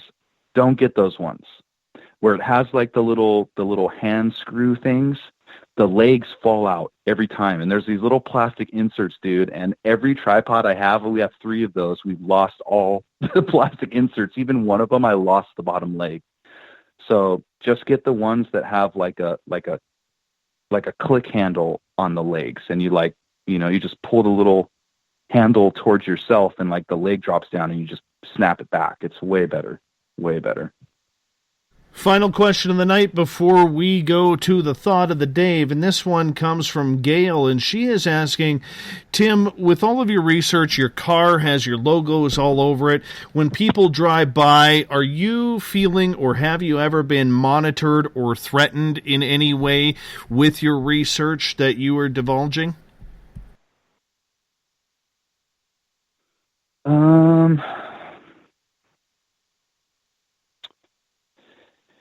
No. And maybe that's a bad thing, right? Because maybe they're that good that you can't even notice that something is going on. But I have had people call and death threats. So I think to do this, you have to be willing to get death threats, and people hate you, right? That's okay. Everyone has their opinion. But as far as like military contact, no. I have had one military guy, or I've had 2. After the aerial threat program broke, someone started texting me claiming they were a patron of ours, right? So for UFO Seekers, that's like one of our main ways to fund what we do is we have a Patreon account, and there's people, who donate from $1 a month up. And so this person calls or texts me and tells me they're a patron of mine. I have no idea how they got my phone number, my cell phone number, and then starts telling me they worked on the program, told me there's more videos coming out, that I need to chill out, started inviting me to go to a place to investigate with him. And I didn't understand at first, but this person kept working me to soften me about the program's release. Eventually, I told military people to stop talking to me about aliens because I had a second individual in the Air Force who I thought was extremely credible. Like the most credible person I could meet is a manager in the division they work at. They're still active in the service. They worked on secret projects back in the day. I trust this person because they never tell me about the programs they worked on. Very professional, lives a clean life. This person one day starts telling me aliens are real and starts telling me radical ideas that I wouldn't expect from a military person. So instantly, like, I don't communicate with that person anymore because I don't want someone like military feeding me garbage. So if someone in the military like wants to tell me like, hey, this is a tank and this is how the tank shoots, that's okay. But when they want to start diving into these radical theories, I don't understand because they just don't do that. And if they do that, they're trying to hide something.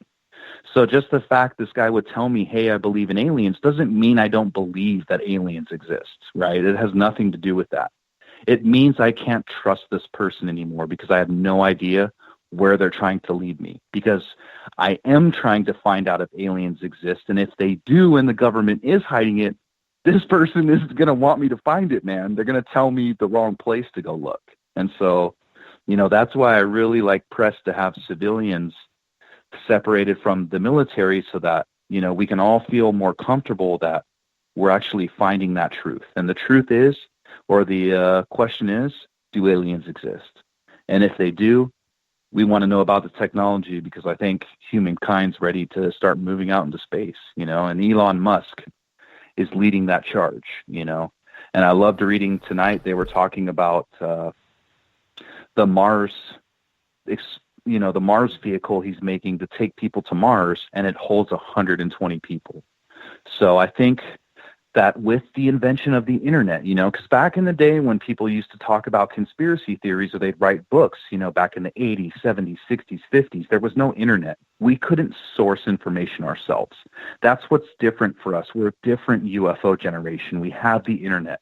We can source information. We have different sources of media. You can watch UFO Seekers YouTube. You can listen to Dave Scott on Spreaker or iTunes, and live on the radio in New Orleans.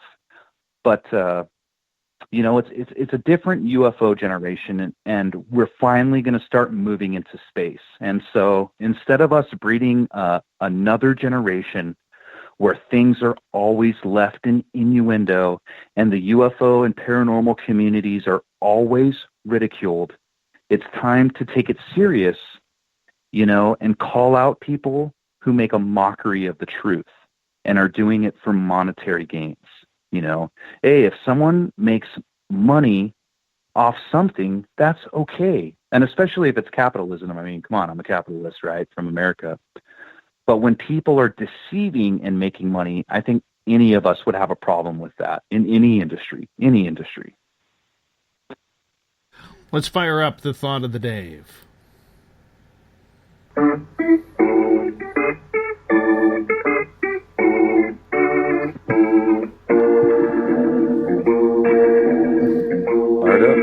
There we go. Thought of the Dave happens every single night at this time, where during the day I post a question to you on my Facebook page, goes through to Twitter, and you respond. I read our listener and followers' responses on the air, because this is how we get our audience participation. So today's Thought of the Dave: tell me about your best or closest UFO sighting. Tim, I'm going to give you the floor right off the bat. Tell us your best sighting. Personal sighting, right?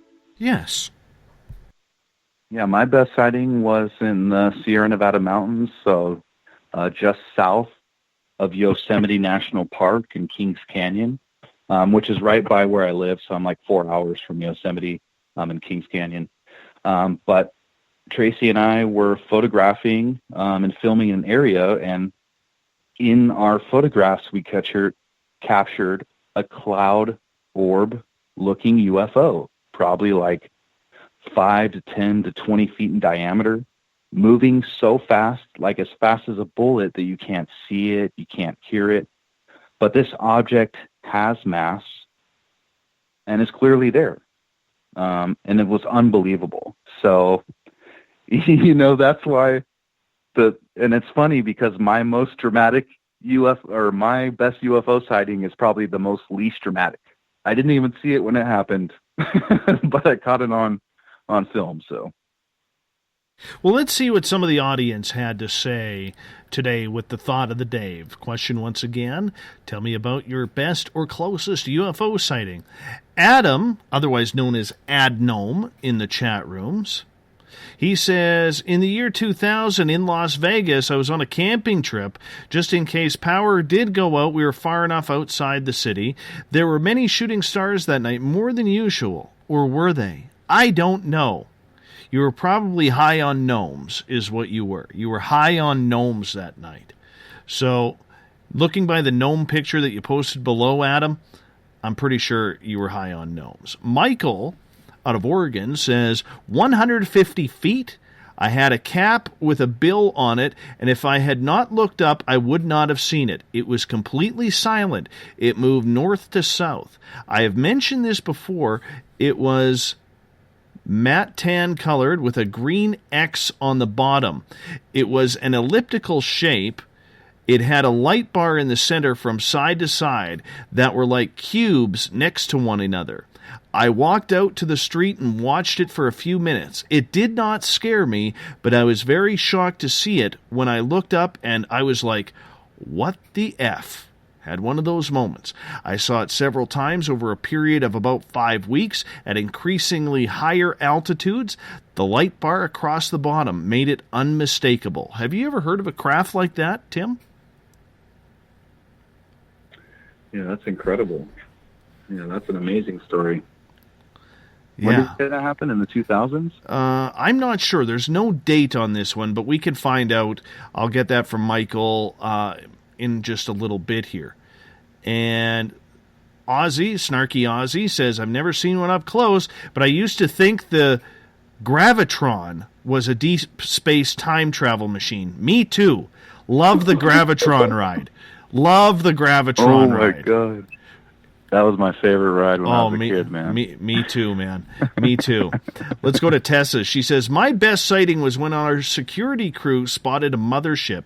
It turned and spun this way and that way. It even warped into a U shape. The closest encounter was just 15 feet away from myself and my family. We had all settled in and we were watching movies when at our fence line, an orb-shaped UFO, aka Foo Fighter, moved at a walking pace down our fence no more than 5 feet off the ground. I opened the door, stepped out, then stepped directly back into the house. It looked as if it had a red, orange, and yellow liquid fire rolling through it. It was amazing, and the second time my kids and I had witnessed this type of UFO. Wow. That's a close encounter, man.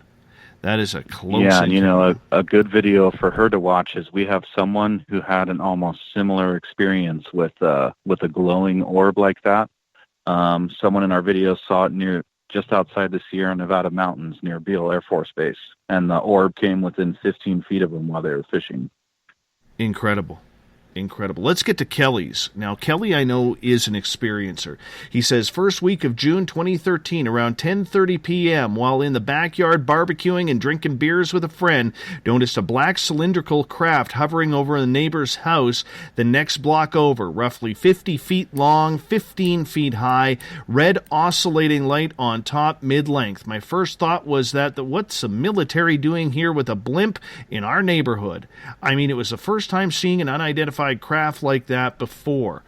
10 minutes later, we see it in the sky. Pardon me. He says first it disappeared after a few minutes, and then 10 minutes later, we see it in the sky 4 blocks east of us, approximately now around north. And this can-shaped object starts tilting up on a 10 o'clock angle, starts shimmering blues and greens within its hull, look like ripping electrically charged waves of light. A dark green blue light lit up the front and continued lighting up the length. When it reached its tail of the craft, it was gone like warp speed. That's pretty incredible. That would be cool to see. Wow, that's incredible. That's what we're talking about. Man, if that is human technology, holy smokes. Like, if it's aliens, like, yeah, whatever. We know they have advanced technology. We got a couple minutes left. We're going to try and get a couple more in here because we got a couple minutes left. Brian says, 9:15 Halloween night, deep in the Woodland Park, which has a rich history of high strangeness by a lake in New York State. We were heading back from our first site of the investigation where we had an extreme Sasquatch encounter and interaction. When we got to the northernmost point of the lake, the night sky was perfectly clear. I, along with another 2 team members, noticed an odd object, yellowish-orange in color, traveling east to west in the sky. At that moment, I said, "What is that?" While pointing to the object. It was at the point that the object stopped dead in its path and proceeded to change direction, heading right towards us. It took only seconds for it to traverse miles between us and it, hovered at a treetop level 20... He says 20, level 20... this is 20 years away. I don't think he meant that. Maybe 20 meters away or something like that. We shut off our headlamps and watched. I took out my camera and began videotaping. It's on YouTube. One of the guys in the group called out time check. The response was 9:15.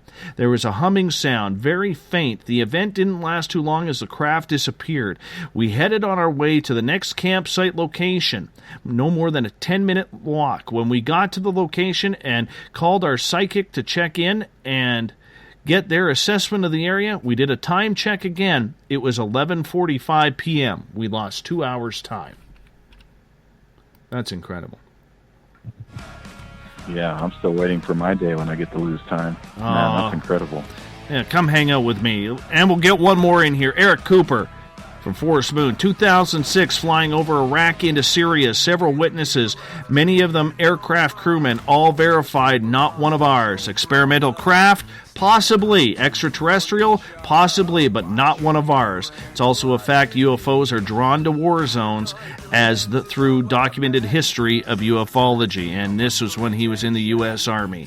Tim Doyle, thank you so much for being on Spaced Out Radio tonight. What a pleasure, my friend. Yeah, no problem, Dave. Thanks for having me on, and I will talk to your listeners again next month. Absolutely. You will be back on the show on March 12th. March 12th is when you'll be back, so it'll be a good one. We're doing it a week before. I don't know why, but I may have screwed up on the schedule there. But we're going to get you back on ASAP. Tim, thank you so much, my friend. You hold on. Tim Doyle can be found at UFOseekers.com.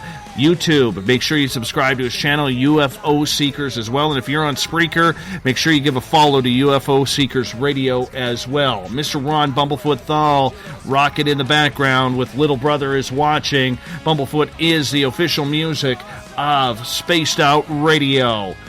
Also, tomorrow night on the program, we talk Bigfoot, we talk Dogman.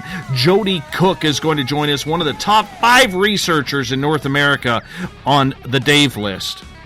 Not that it's important, but that's what I think. And Jody will be with us for the full show, talking all things cryptid, 9 p.m. Pacific, midnight Eastern Time. Want to say a big thank you to everyone listening at work, at home, in your cars, to everybody watching on Periscope.tv. Don't forget the after-hours show happening in just a couple minutes' time, so stay tuned. We also want to say thank you to everybody at hashtag Spaced Out Radio on Twitter for joining us tonight. Also, everybody in Spreaker for your participation and questions. And, of course, my favorites, the veterans in the SOR Space Travelers Club on Facebook. Thank you for making this such a fun night with Tim. You guys were amazing because together, my friends, we own the night. I will talk to you in 21 hours from now. Mr. Bumblefoot, we need a favor. We need you to take us home. Have a good one. See you in the after show. Good night.